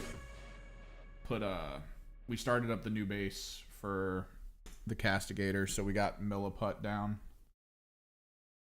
That was the thing we didn't do the first time, and I used so much freaking texture paste. I'm not happy with that. They got a couple nerfs. The Bomb Squig got hit pretty hard. Bomb Squig no longer can get positive APL, and it can take negative APL though, so it can be stunned, which is not great. His blast range is reduced, so I think it's only engagement range. Whereas before it was 2 inches, so what you would do with a Bomb Squig is if someone had like a friend nearby, you would just go here and be like, alright, boom, and kill the friend as well. Now, the only one who dies is this guy. So it limits the damage output the team has. So Bomb Squig took a big hit. Another thing that took a big hit is the Choppas. The Choppas you can purchase got a reduction of attacks by 1, which means the purchasable Choppa is worse than the regular Choppas that the boys come with. Like the standard soldiers. I get it though, because they don't want you to be able to take like a missile launcher unit and have him be, for a very cheap amount of points, as good as any of the regular boys, because he's not meant to be able to go close range, which sucks. I'm noticing what the song is. All right, this song needs to be changed. Oh yeah. So my issue right now with the Orc Commando team is that they're a shooty team and they're orcs. That doesn't feel right, man. That doesn't feel right at all. Like, it almost feels like an insult.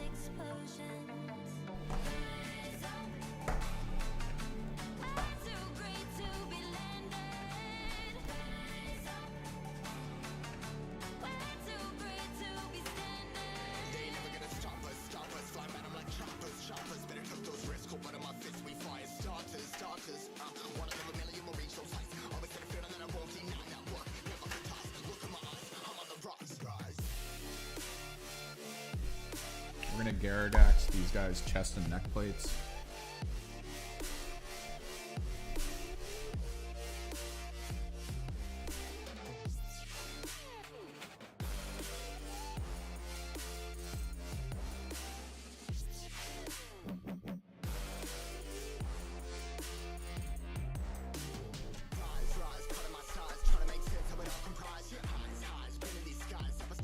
Yeah, like they're in a weird spot.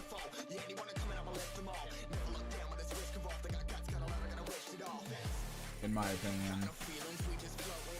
And then one of the big ones was Just a Scratch got reined in finally. Because there's a lot of teams that have damage reduction abilities, and those keep getting nerfed. It sounds like Games Workshop doesn't want as many damage reduction abilities as like what exists.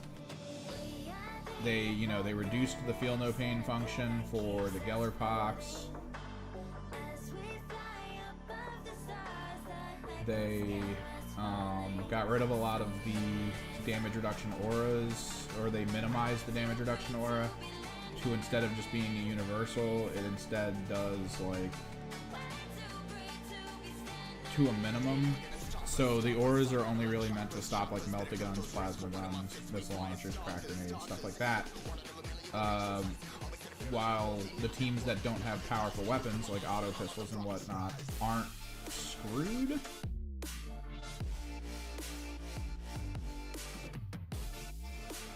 That was their whole goal there. But that also means if you look around, there's like a lot of teams that have weird damage reduction functions like Just a Scratch and everything, that it doesn't feel good. Like when you're playing a team that only has like small damage pistol output and you're supposed to you know, soften people up with that and then go into combat, or else you're gonna lose.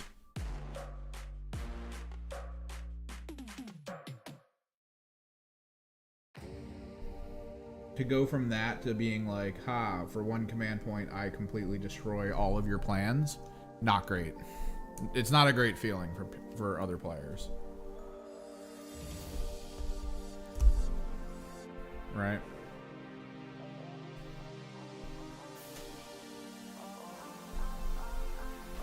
I'm gonna lower the gain now that I've moved the light in.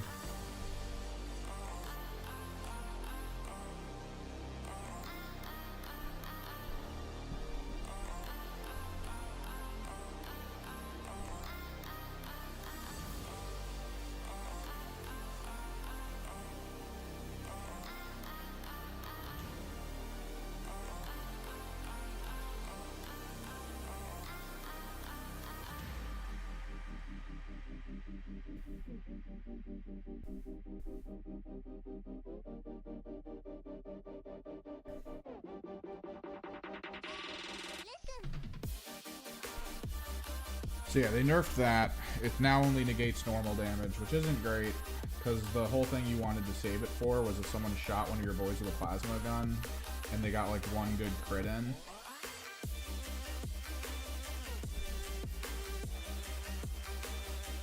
Right, that you would basically just drop it on the crit. That was the whole point. Because removing that much damage is just too good.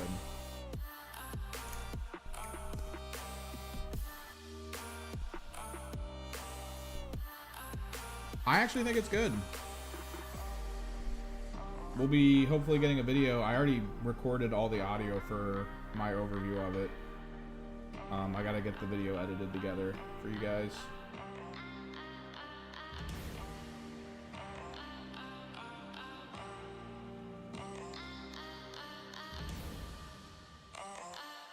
But yeah, I think it's good. I think a lot of the changes were needed to pull some stuff in while simultaneously not completely like destroying it necessarily. Like, I guess it depends on how you look at it, because a lot of it's prompted, I think, from Beta Decima. Beta Decima has kind of like forced Games Workshop's hand into needing to make adjustments, right? Because it was very clear teams that had the ability to see through obscuring were dominant. Teams that had extreme levels of mobility were dominant. Like, it was just, Beta Decima was not well tested. And to people who are like, oh, well, that's just a Beta Decima thing. If you look at open maps in the game as well, there's a reason why in competitive play, a lot of the open maps don't really have a lot of vantage points. It's because there's a lot of benefit to vantage that is just way too good, right? It's way too good. So, the whole no jump test thing, I could easily see open maps use more catwalks now and more buildings next to each other, because it won't screw people over. So that's huge. For Beta Decima, changing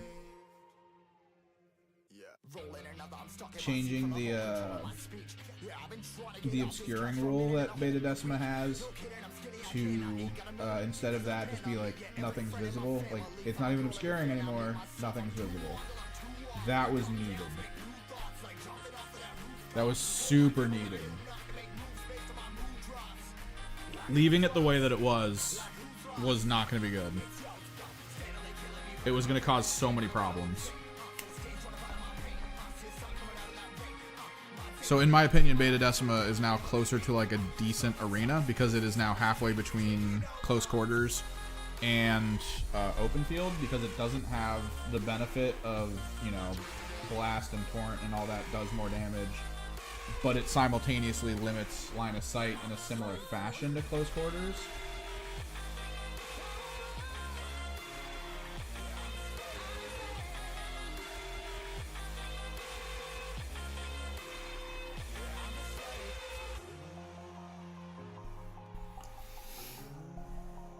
So it kind of places that arena in a better spot than what it used to be. And I mean, no one's talking about it, or at least I haven't seen anyone talk about it. There's probably someone who's talking about it.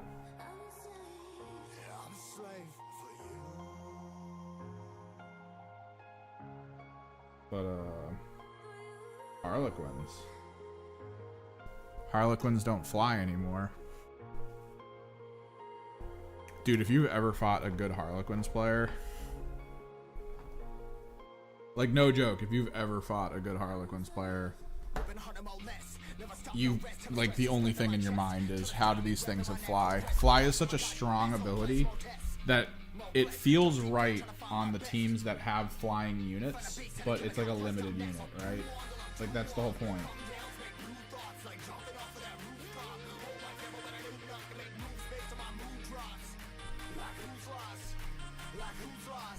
Again, the Shade Runner on the Corsairs, I get it. The Jump Pack Trooper on the Votan, I get it. The leader and the leader and the plasma sights on the higher tech, I get it. Every single unit in the Harlequins, I don't get it. All of them. It's a almost horde team with elite level APL. Who could easily, like, with their rules and abilities, let me pull them up.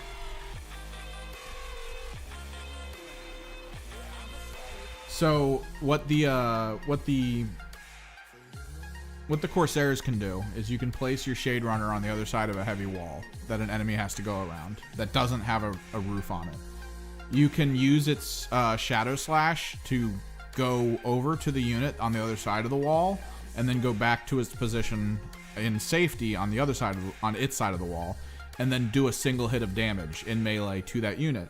That feels good because it's just one hit of damage. It's not the worst thing in the world. But like, because its damage output isn't great. But the frickin' Corsair, where are they? Void Dancer Troop. The Void Dancer Troop, they actually hit really hard in melee. And you could kind of combine things with them to eventually do, I think it's what, Curtain Fall? Operative strikes, immediately ends the combat. That friendly operative can perform a fallback action for 1 AP, even if it performs an action during its activation that prevents it, including charge. So in total, for all 3 of its command points, charge, attack, fallback. So it can do that, which is more distance than the Corsair Void Scarred Shadowrunner can do. The Shadowrunner only gets 6 inches on their thing they do, whereas Curtain Falls technically gives you 12 inches of movement. You can jump over, well, no, not actually, no, 12, 13, 14 inches of movement. You can go 8 inches in a charge, land next to a unit that has, let me take a look at the units. Where's the big touchy weapon? You could have a kiss on your character, and maybe a unit's a little softened up, right? There is a way to guarantee crits on them, if I'm not mistaken. Fallback. Each time this operative fights in combat, and the result successful hit step. If you did not retain any critical hits, you can strike or parry with 1 normal hit. Yeah.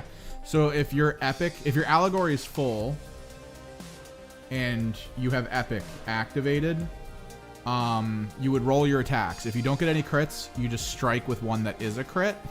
You just strike with a normal, make it a crit for 7 damage. This can either kill it, which you kind of don't want to kill it, right? Like, you want to keep it at like 1 wound, so it's very wounded. So you could kind of plan it out a little bit here. And then, so you do this hit, and then you trigger the fallback. Curtain Falls. Operative. Immediately end the combat, and that friendly operative. So here's the thing. Use this tactical and the result successful step. After an active friendly Void Dancer Troop operative strikes, immediately end the combat, and that friendly operative can perform a fallback. I think this still works even if you kill the model. I think it does. Maybe. I think fallback requires you to have a unit near you, so maybe not. But if you can leave the unit at 1 wound, that means this unit that just did this will be able to move 8 inches to get into combat, and then 6 inches with fly to fall back. And to be clear, it used to be a long time ago that if you had units that were in combat and one of them decided to fall back, you were forced to fall back in a straight line towards your table edge. That's no longer the case. So what you can do with your Harlequin is, you know, fly in from your side, hit once, possibly put this guy into a 1 wound left state, declare fallback, and then just be way over here in their deployment zone. Which maybe you have a mission for that. Like, that's insane. It's so much movement in a single turn. There's a lot about the Void Scarred that was like way too strong, and I guess they've been trying to figure out a way to balance them without removing their biggest flavor, which is their mobility, and they couldn't, so they instead nerfed their mobility. Now instead they can fly over people. The bases don't matter, so they can move past allies and enemies now, which that is big. That's a huge thing.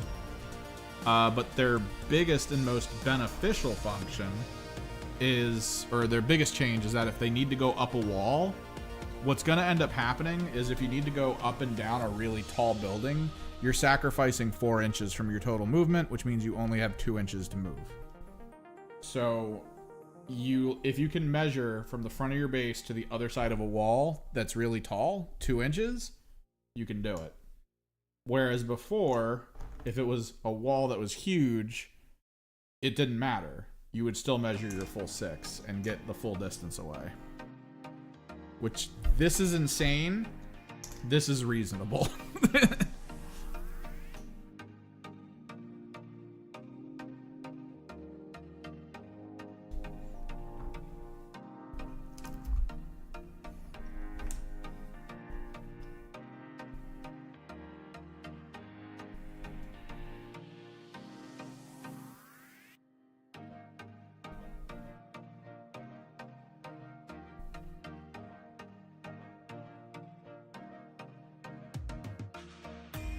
We're gonna make him full.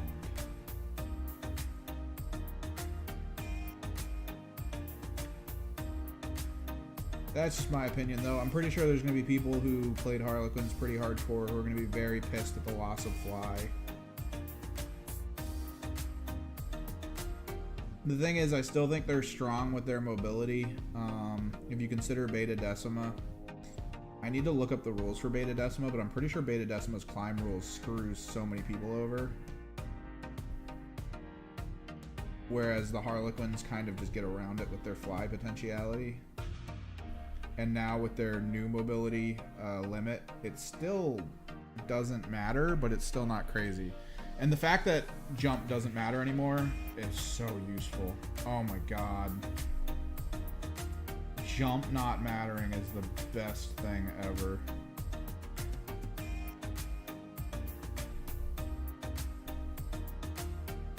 I hope more than anything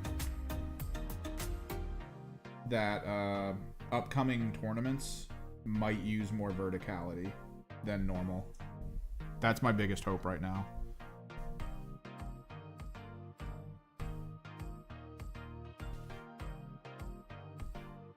Like, what's the rules for? Go to Salvation.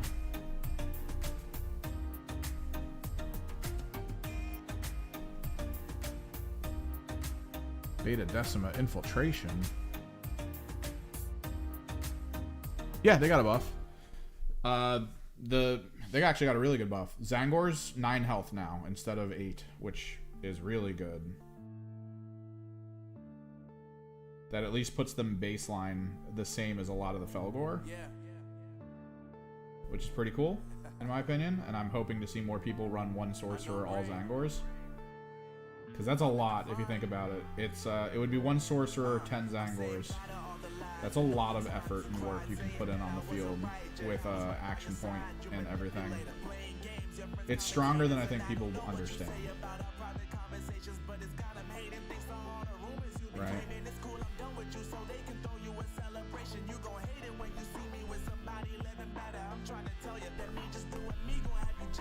It's just really good. Gotta stay away from all your games, yeah. I know that I'll find somebody else to love you one day. You'll realize. They also made it so that the Rubric Marines, the distance between Sorcerer and Rubric that matters is 9 inches now, which is actually massively good in close quarters, because in close quarters you don't measure direct lines to enemies and allies.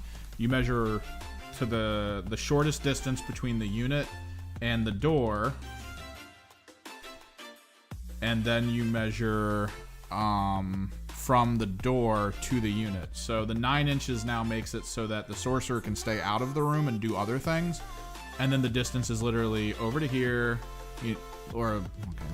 like to the wall, kind of, then to the door, and then from the door to the unit. So the 9 inches gives you a lot more like variability in distance between you and your Rubric Marines, which also makes it so that having a single Sorcerer and then a full army of Rubrics could actually be beneficial, since a full team of Rubrics means you get 2 Flamers.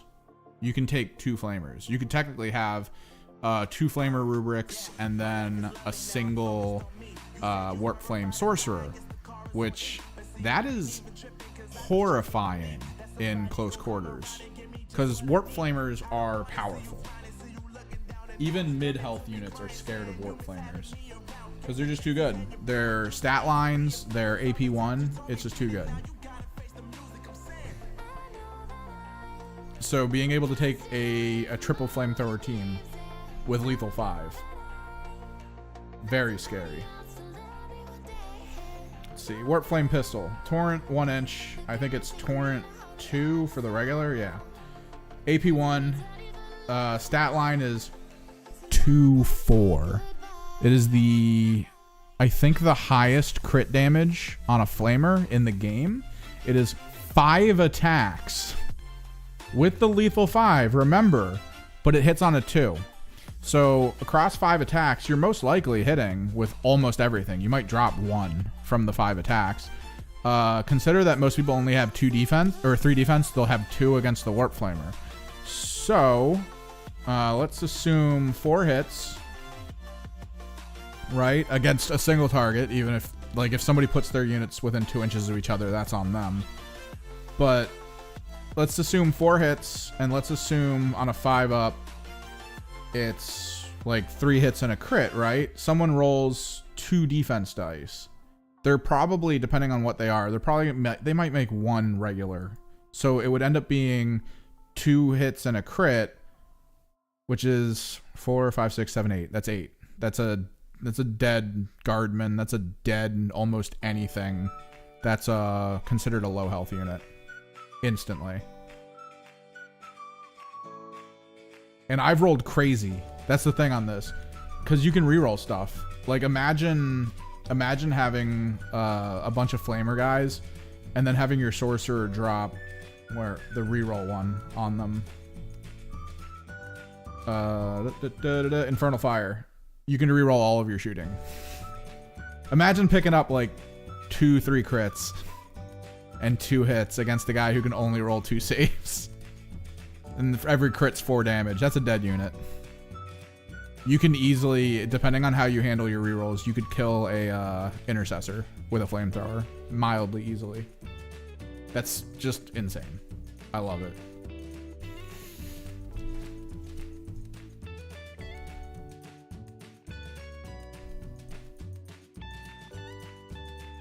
And the thing is, it doesn't feel broken because the steps you need to go through to get to that point are so drastic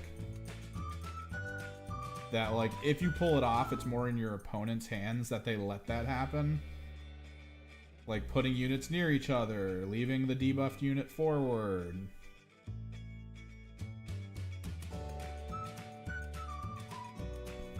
I think I'm gonna skip this song. I've heard this song way too much on way too many, like, this is a commercial song. I've heard this song in like big multi-million-dollar company commercials, and it's a free on YouTube song.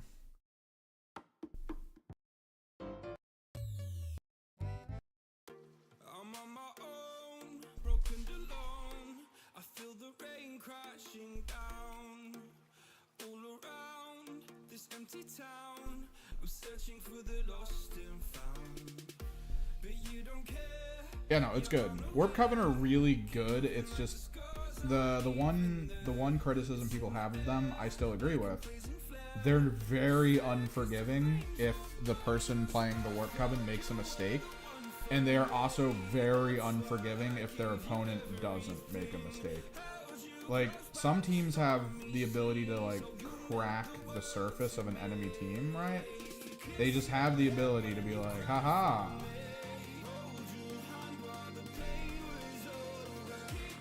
You know, like, oh, we did it, we made it, I sent the unit in to die, he did, and then I killed 4 of your units because I made it work. Thousand Suns aren't that.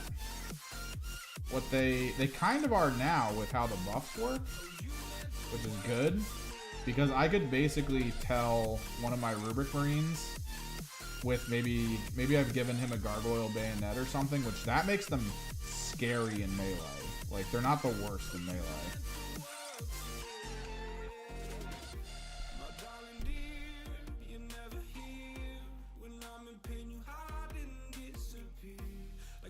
I could give him the reroll all armor saves buff and send him into a room.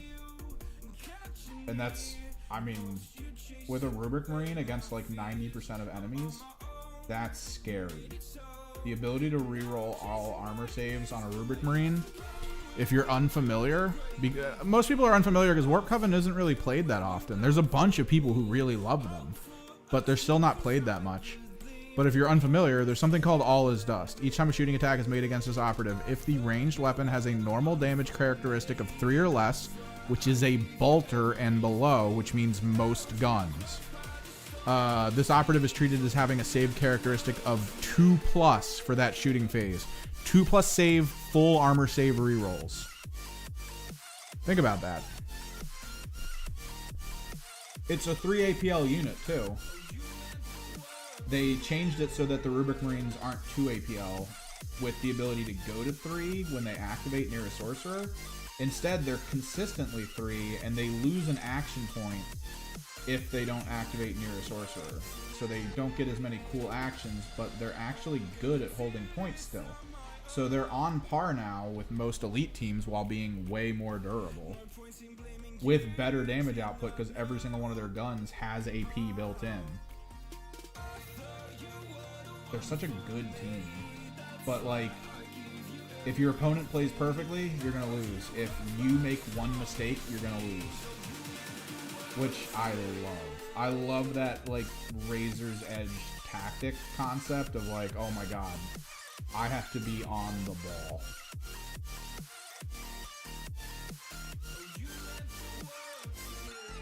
And they keep alleviating that issue. Like, the recent stuff they did just massively alleviated that problem. It's still there a little bit, but I feel like Warp Coven are probably going to be seen in top, like, winnings a little more now. Because there's a lot more leeway for their actions, which is exactly what you want.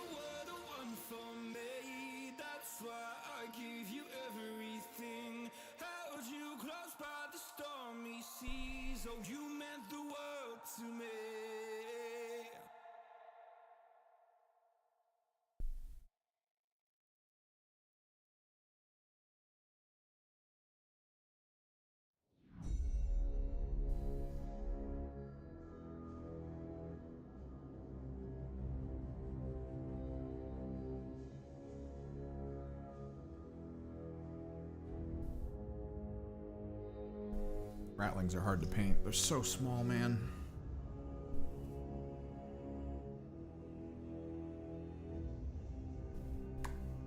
They're so small. But yeah, Warp Coven are good. I like them.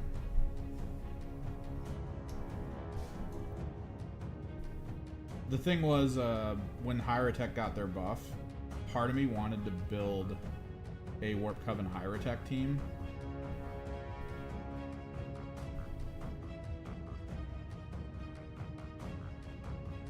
Because I thought that the Hyrotech abilities were just far superior in how they were used. But now I think we're good. I think we're where we need to be. Where'd my Golem and Flesh go? There it is. Like, no complaints anymore, really.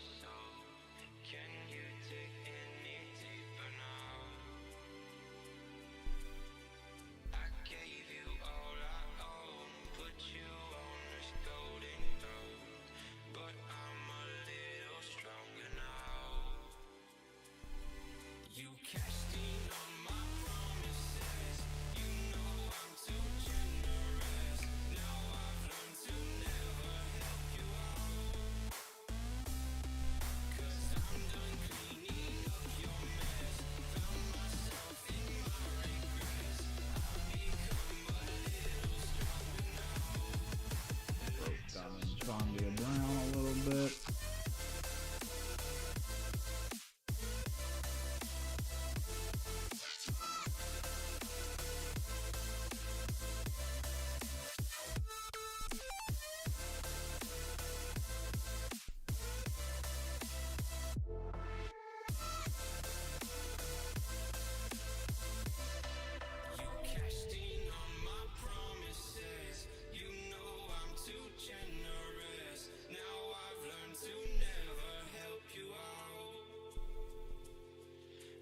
Oh, I read that as a pox. I thought you were putting it on your Death Guard. I'm guessing you mean a prox it. Look, any of it works. Rotor Chain Cannon from Horus Heresy. What does that look like? It probably. I don't see why not. Reaper Chain Cannon is a really long barrel. 30k rotor cannon. It's a little shorter. Feels like it's a little shorter.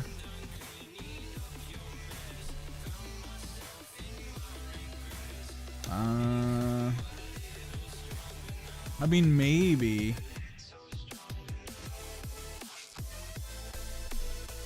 That one might cause like some weirdness if you go to a tournament scene. I don't imagine any of your opponents will really care, because I feel like with something like that, you could always, because facing doesn't matter in the game, facing just does not matter, you could always just claim, you know, that you would try to constantly make sure that the barrel isn't visible. You just like make it so that the barrel's always kind of lined up with the terrain that you're near, so that the enemy can't see it unless you want them to see it. And if that's how you play it, like, why does it matter, right? That's not a big deal. It's just how my brain worked looking at it. I was like, you know, you have that moment of just like, you think you know what you're saying, and then I'm like, oh. Because I was to be like, oh, they gave Reaper chain cannons to frickin' Death Guard? That's awesome.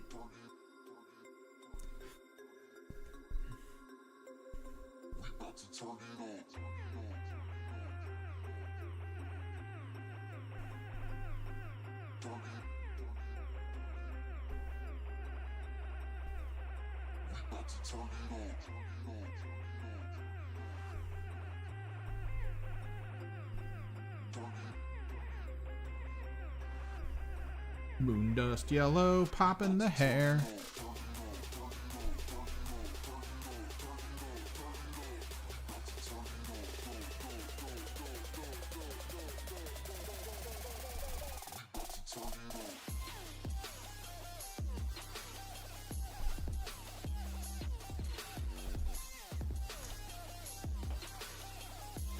No, they have a blight launcher, which arguably is cooler. Reaper Chain Cannon does really good sustained output damage, but the blight launcher comes with AP and does, I think, more damage per shot. That's always a trade-off, though. Less shots with AP that do more damage. You have less chance at crits as well. Your opponent might be able to save through it a little bit easier versus the Reaper Chain Cannon, which I think is like 6 shots. No AP, but like decent damage per shot. And I think it hits pretty easily. I think it's like a 3-up. So you just overwhelm an enemy's guard and you can just kill them. Anything that, like Harlequins. If you're able to get sight on a Harlequin with a Reaper Chain Cannon, I think Corsairs, same thing. Guard, whatever. You know, you can do this across most of that stuff. Basically, you just, if you see one, you pick it. It can have cover, doesn't matter. Because you're going to outroll its health every time.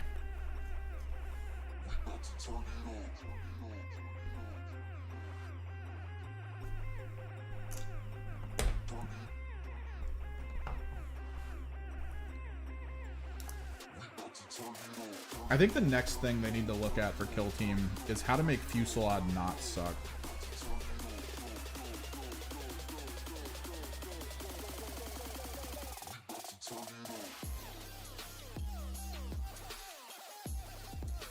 I think that's like the next big step that Kill Team needs to make, is figuring out how to make Fusillade be okay.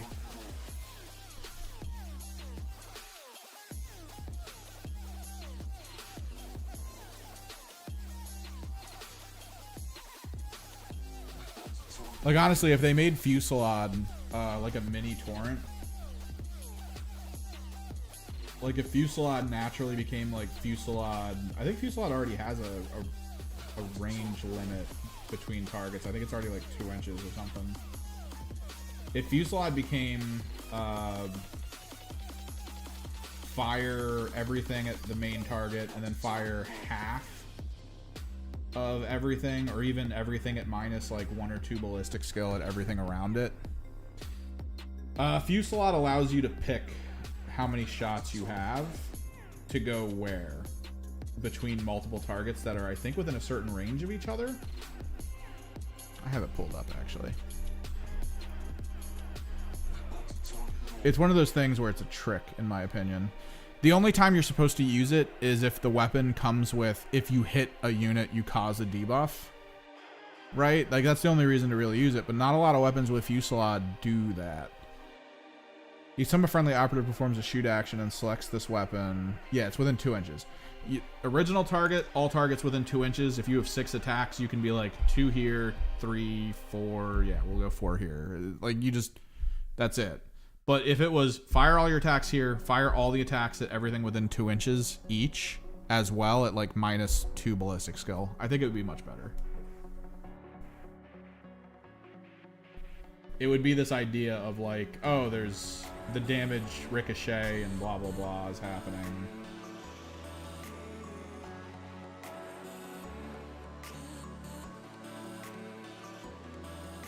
There's a chance it doesn't do anything, but I think it would just be better if it was like mini torrent.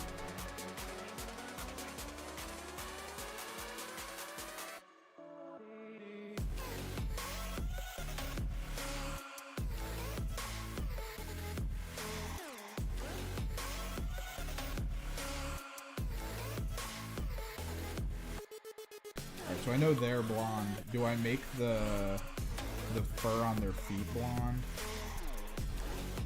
Or is that too weird? Do I need to go brown with it?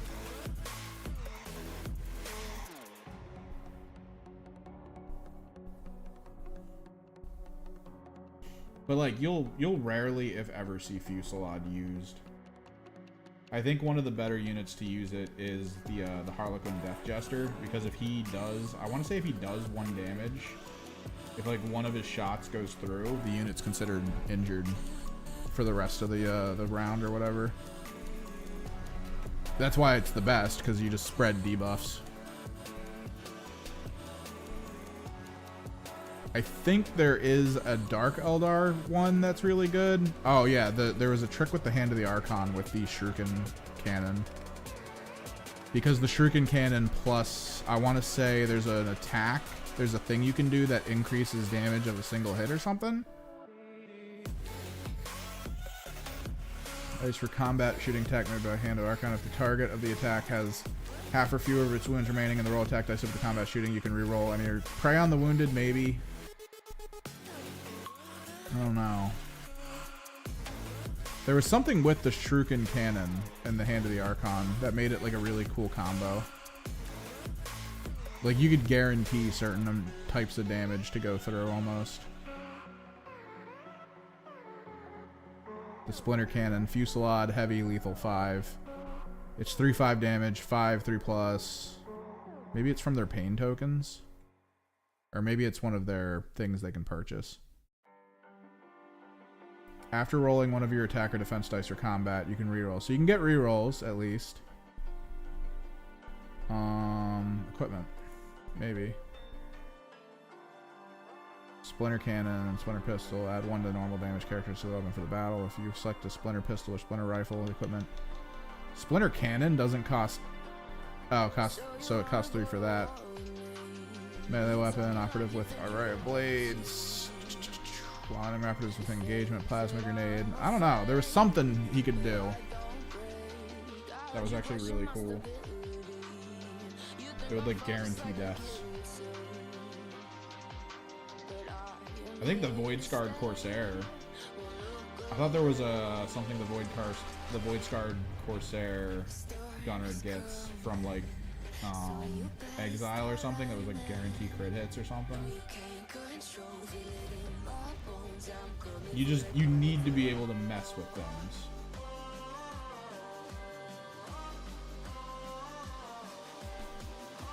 Like if you have an active shooting attack reroll, technically it's not bad. Because every attack you make with the Fusillade attacks aren't singular, they're plural. So if you have an activated ability that gives you 1 reroll per shooting attack and then splitting your Fusillade shots 3 and 3, technically you get a reroll here and a reroll here. Which could be good, maybe.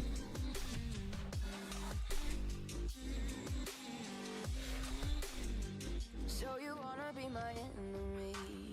You should've known I'd never kiss the rain. Ice runs in my veins, won't play it safe. I don't belong with your nobility. Who died and made you king of anything?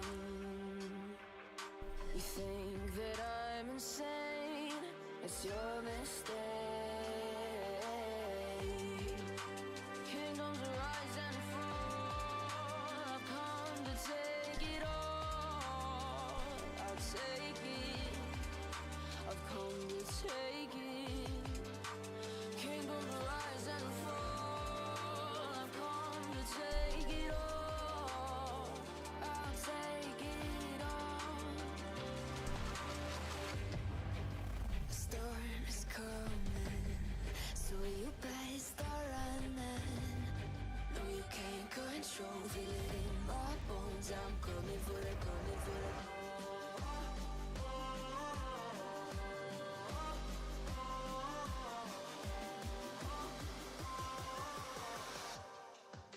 I'm coming for the throne.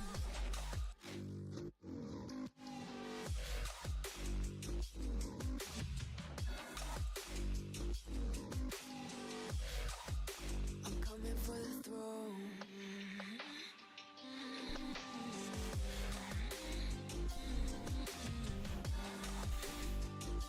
Alright. Blonde foot fur.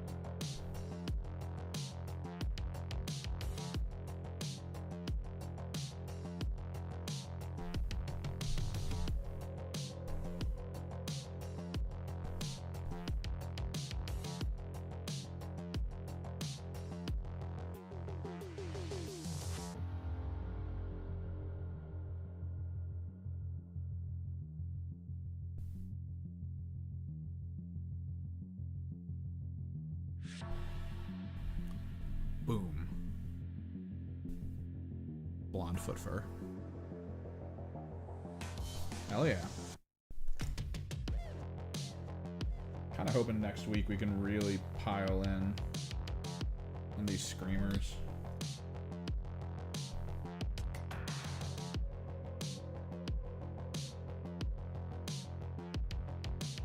I think they're going to be cool to use.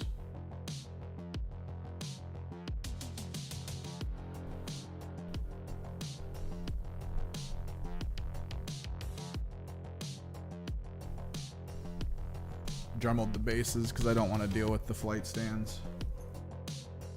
I'd rather just have them on an actual physical base. I put the sand on it.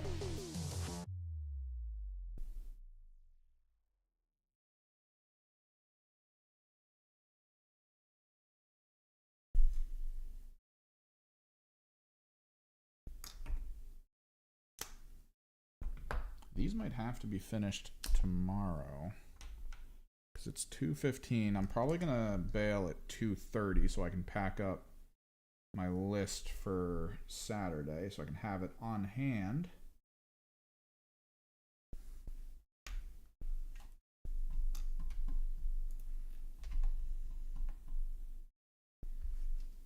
We'll also be able to work a little bit on my night base because it's been 2 hours. And yeah, the milliput feels like it's pretty much rock solid dry. Which is good. Means I won't have to use anywhere near as much of my texture paste. Super useful. No. I didn't want to click the... Okay, there we go.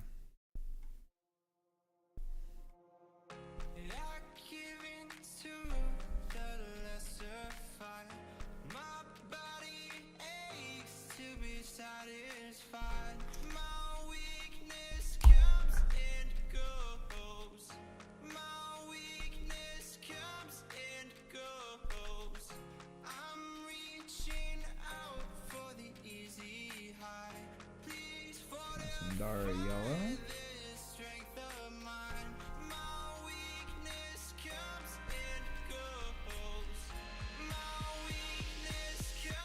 Always good to apply over any yellow base.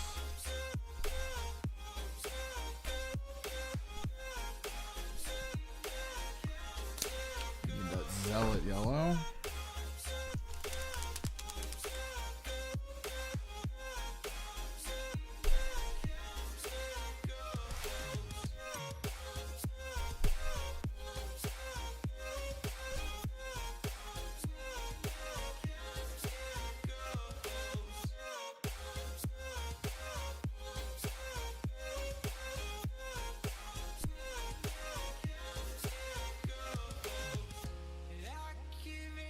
Fun and quick way to do caution chevrons.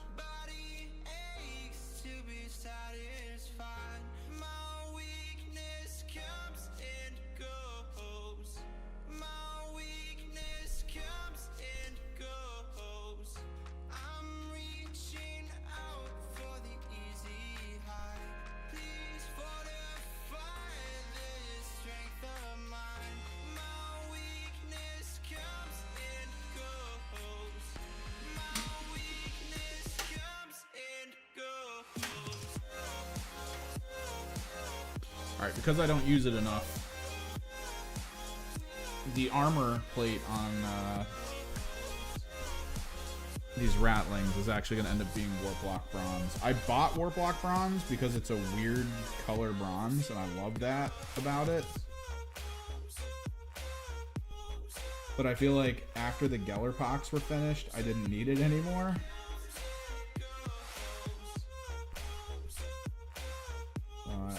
I want to use it a little bit more because it is a really interesting looking bronze color. It's like a really rusty bronze.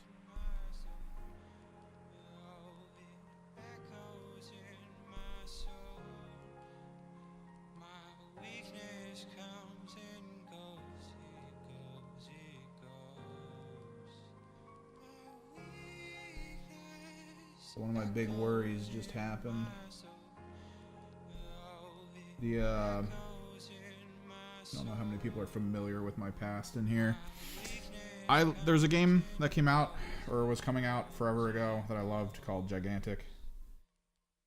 And then it went under. A whole series of problems and BS that occurred all at once kind of made it get bought and sold eventually, and then the last person to buy it like gave it like a month to see if it would work, and if it didn't work in a month they were just going to cancel it, so they did. And then that company went under, and then THQ Nordic purchased it.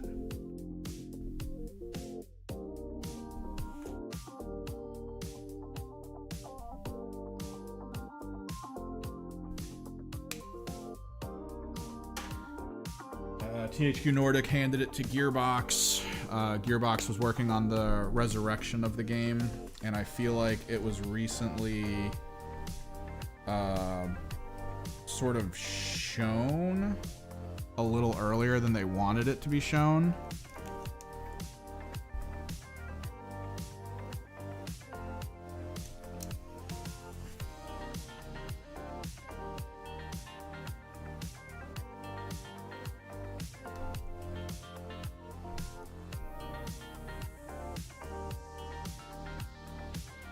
Because there was a lot of financial issues at THQ Nordic. So this was it was coming from Gearbox. And, oh god, this is really dried up. It was coming from Gearbox, and Gearbox was kind of like, I guess sort of like just trying to get it out that they were making it. Because I guess it was like a secret project that they'd been working on for a while. And because the financial issues were coming together, they suddenly had a reason to be like, oh god, we have to just get it out there, and maybe it'll do well enough that it'll help us in our, in our existence as a company.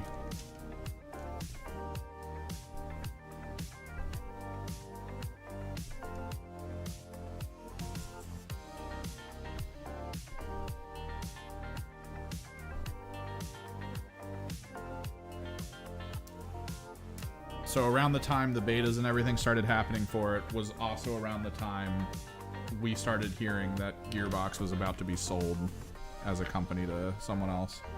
So there was like a lot of worry there that I had.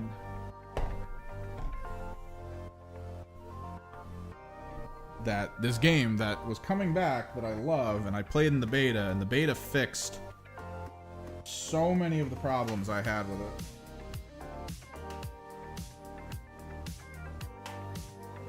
By the end of its life, there were all these, there were so many connection error issues.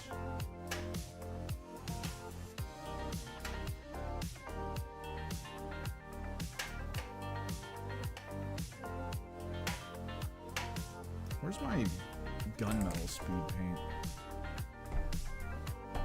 These are mostly my golds.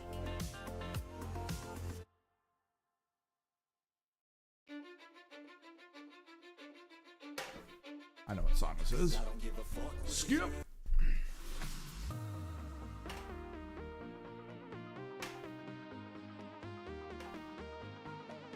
No, screw it. Broadsword Silver.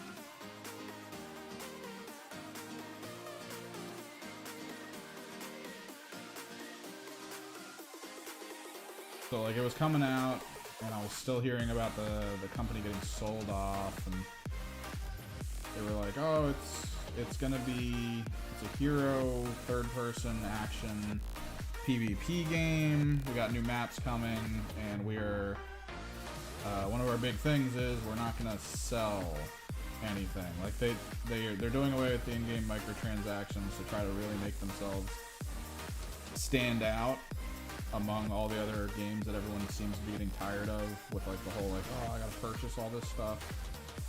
They're like, ah, no, one-time purchase, man, and then just play and enjoy. It's just a PvP game. We'll release more content and heroes as time goes on, and it's like, I already understand that that's not a sustainable system. You gotta pay for your servers, you gotta pay the employees doing it. Literally everything you're saying is a non-sustainable system. And now, I think last night it was announced that they were sold to a new company. So this game that should be coming out in like a week, I am so like worried that it's just not gonna come out. That they're just gonna like last minute pull the plug on it.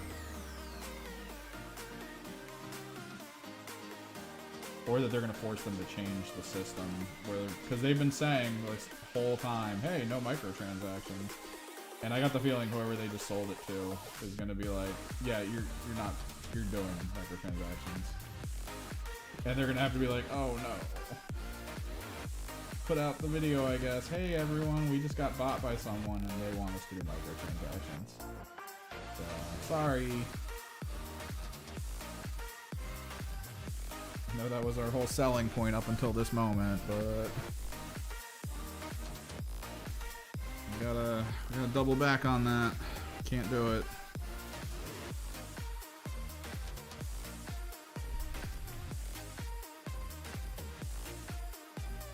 Thanks for all the pre-orders.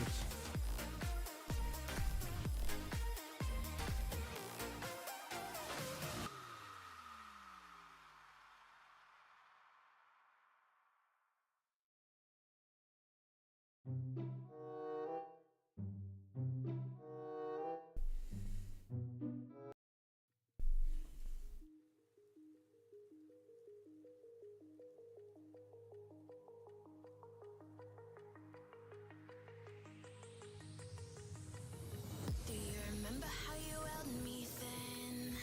Now you got me reaching out.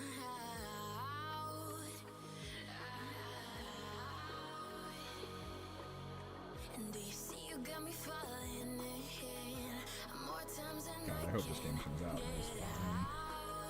All of us are assuming they're gonna drop it. I think it's like $30 or something on release. All of us are assuming it's gonna come out and we're gonna have like a year to play it before they pull it.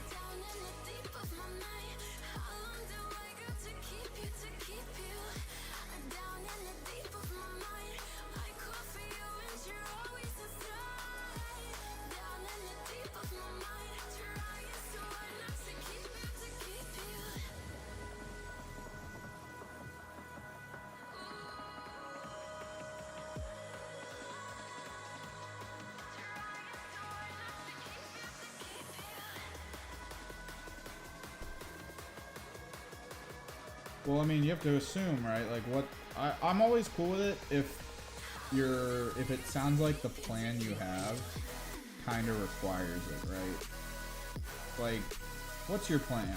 Oh, you want your game to be constantly updated. You want tons of new stuff added to it on like an almost monthly basis.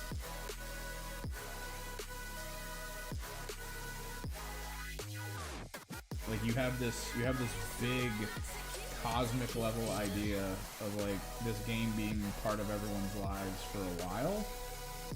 Yeah, you need microtransactions. There's no way single sale is gonna help you, you know, make that dream a reality.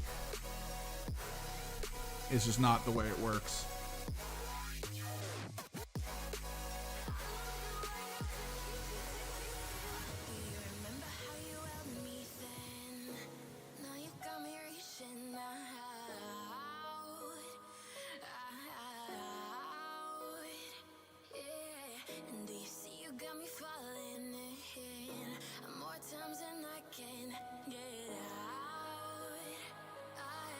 But like if it's like, hey, what are you doing with this game? And you're just like, it's a single player game.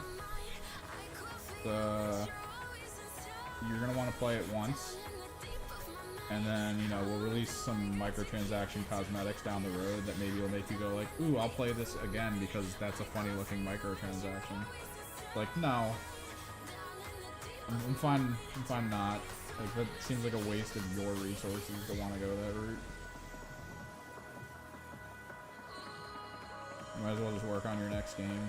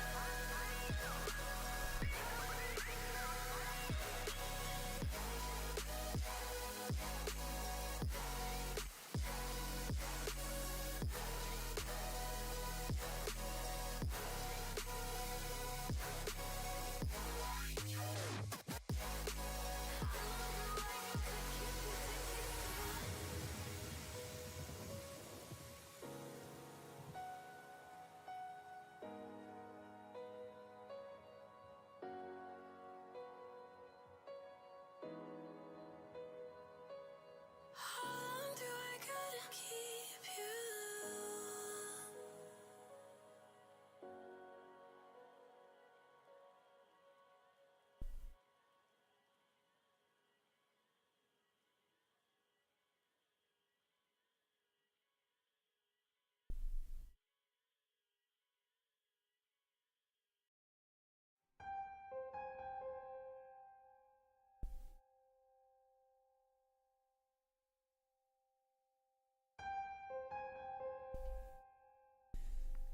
It's good.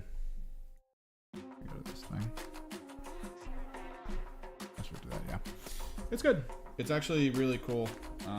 I do feel like Beta Decima forced their hand in a lot of ways to have to make changes that have been kind of wanted for a while now by a lot of people who are hoping for a little more balance out of some teams. The no-fly on the Harlequins has been a long time coming. The nerfs to the durability on the Commandos is a long time coming. And the thing is, if you look at it objectively, those teams shouldn't be too much weaker for it. I mean, they're weaker, definitely. Like, that's just a reality of the fact of when you take something away from someone, that they just become weaker, of course. But it's not going to be so weak that, like, you're not going to be able to do anything with them anymore. The reality is those teams will probably start filtering more into the tournament rules or into the tournament top lists, because that's probably one of the biggest elements of balanced data slates, is that you're hoping after you put it out, tournaments start having weirder top 10s.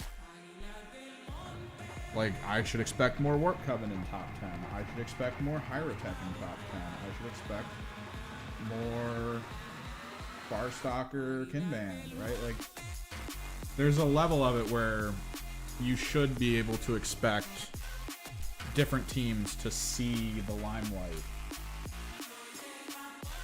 than just the same team over and over and over again. And if you consider that almost every major tournament that happens, Commandos and Vetguard are always at the top, there's a reason for it. The reason is a lot of those teams have very specific rules that are extremely strong, that since they were out as a bespoke team, have since been adjusted slightly to try to be a little bit more reasonable with their balance.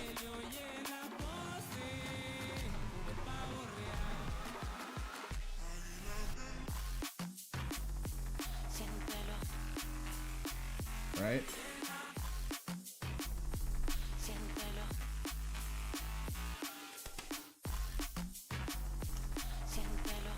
And if they can't be reasonable with their balance, like, there's just issues there.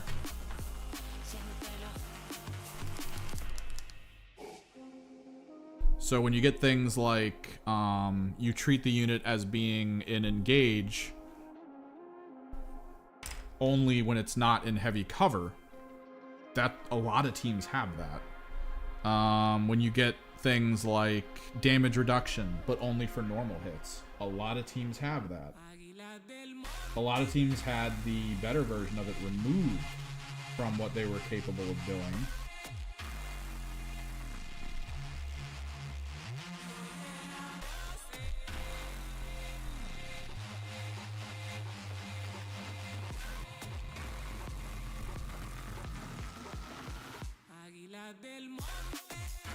Because it was found that like the stronger version was just too strong. But then everyone, I guess, forgot the commandos in that process. Or the demo trooper. For the vet guard, like, it's very common for mine layers and high damage output units like that to have a one-off mine. So the fact that the vet guard demo trooper had a multi-use mine was absolutely crazy. The changes, and as well, Beta Decima made some changes that I think are going to make some elements of the general game better, in my opinion. Making jump rules free, like the jump action is just free now. Like you just do it. There's no roll needed to be taken to see if it works. That is actually really big universally for the game, because if you ever watch a lot of tournaments, you'll notice that the tournaments don't play with a lot of verticality because no team wants to lose because a jump roll failed. Like, that's just a dumb thing that no one wants to take part in. So now that jump rolls are universal, hopefully tournament organizers will lean into the prospect of being okay with using like catwalks and things near each other and just making the game a little more interesting within its verticality. Because there's a lot of cool vertical rules and climbing rules and all that that are getting overlooked for just on-foot units, and maybe there's like one or two small vantage points and that's it.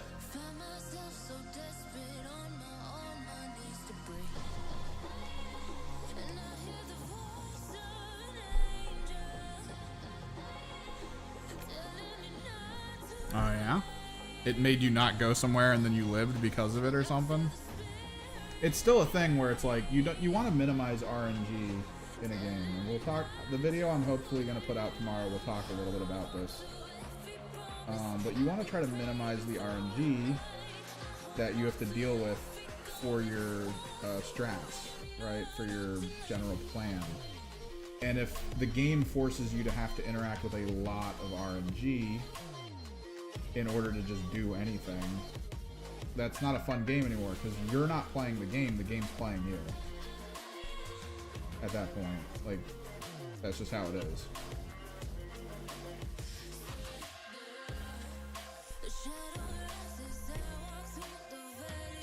Like, you're just watching the game play itself while occasionally rolling dice to appease the game. So the less of that happens, the better, because then it's more on what you're doing. And by removing that test, it helps. It just severely helps.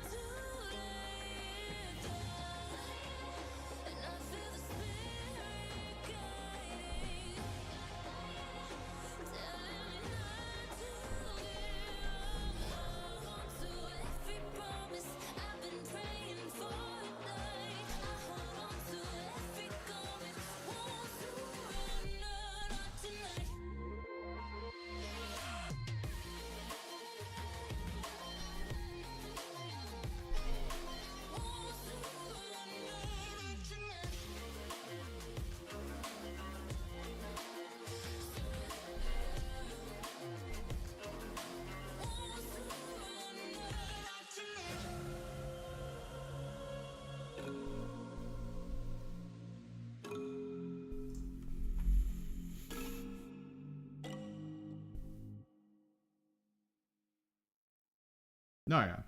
It's just good. And hopefully we'll see more interesting terrain because of it. Because now with the jump rule being what it is, I could easily see tournament organizers being okay by being like, hey, you guys are going to have terrain that you can jump between. And I don't see anyone playing the game going, no, that's horrible anymore, because it's actually not. It's perfectly reasonable.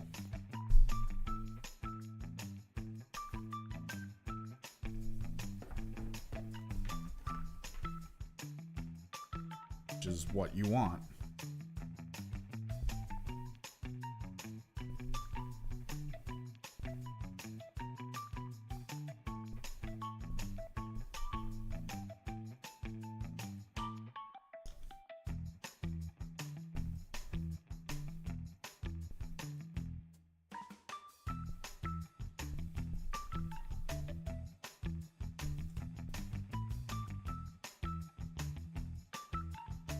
But yeah, Balanced DATASLATE was cool.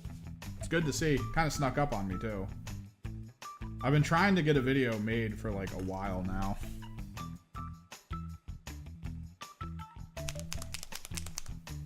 And now that this is out, it's given me an excuse. I got the audio recording done. I got a plan for it. It's got a little bit of a skit at the beginning, and then it goes into just more of like a straight up video, which is good. I got to work on it when I get home. I'm going to paint this screen that this one guy has on his Vox. And then we're going to be done. Because I got to get moving. I got to get back so I can work on that video to have it out tomorrow. Useful.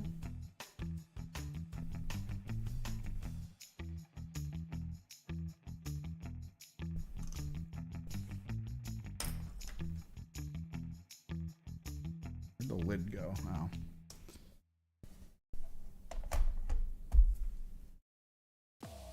Because we got a lot to do. I gotta grab some stuff, but we got a lot to do. Oh yeah, you need a very careful balance between skill and random. Let me pull in, focus. He's getting there. We're almost done the rattlings.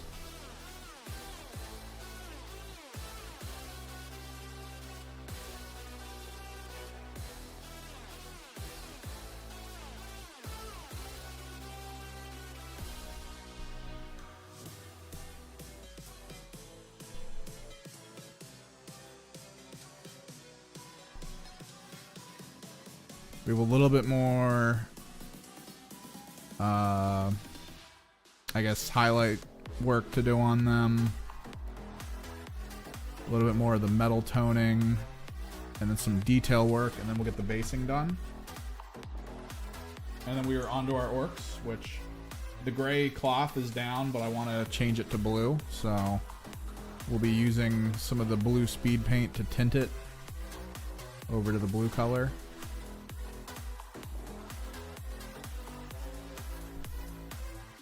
Exactly what we need. We've got them to work on, and then I rebased the big guy. I rebased the Castigator. Because the base we had for the original Castigator was bent, which I'm not happy about, but it is what it is. Focus. Yeah. So we moved all the stuff over, and we actually used Milliput this time around, so I don't have to waste as much of my texture paste by having to fill the gaps underneath of this thing with it.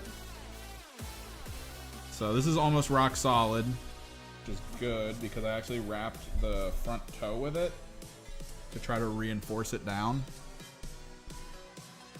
We're gonna prime it, apply texture paste, and then this guy will be good. We're not doing my knights at the tournament this Saturday, so I'm not that worried about this. But it'll be good to have them be done.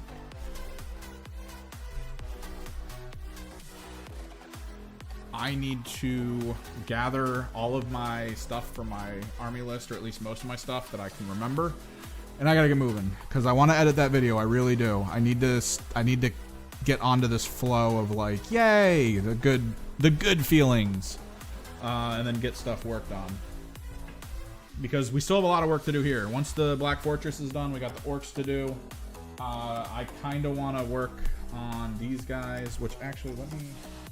let me distract myself real quick. Where is short truce?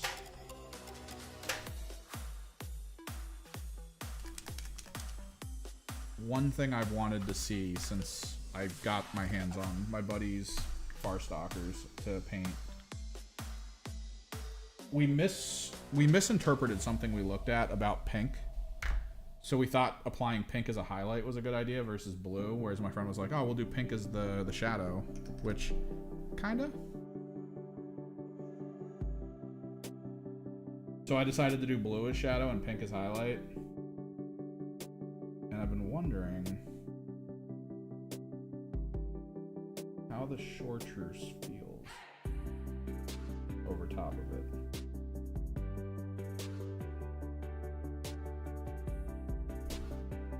Because I think we're gonna do chartreuse for all the skin tone.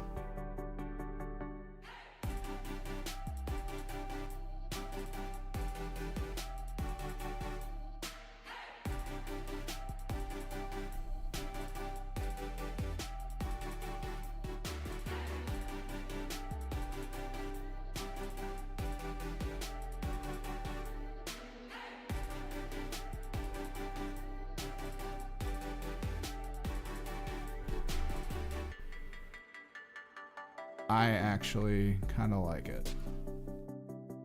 It makes it like a brownish green. I think that'll be fine as a skin tone, and we'll just go from there. So chartreuse is good. It's a good test. Dude, you gotta work on it though. You gotta build up your need. Because I got that all to do. I got the orcs to do. We've got the squad of 6 screamers, which I have together, including the base augmentation that I made with my Dremel tool today. So I can actually do base texture on it and just have the screamer doing its thing.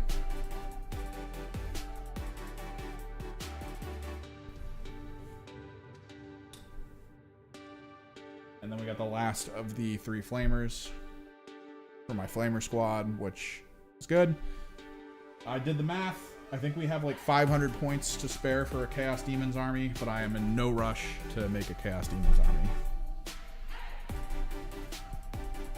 But yep, gotta get moving. Gotta go. Thanks for hanging out. Hopefully the video's out tomorrow. Don't forget to watch it. I'll post in Discord and Twitter and what have you if it's coming out and all that. You know, super excited to try to get that out. I gotta work on a skit though. That might take about an hour. Till tomorrow, guys. Maybe.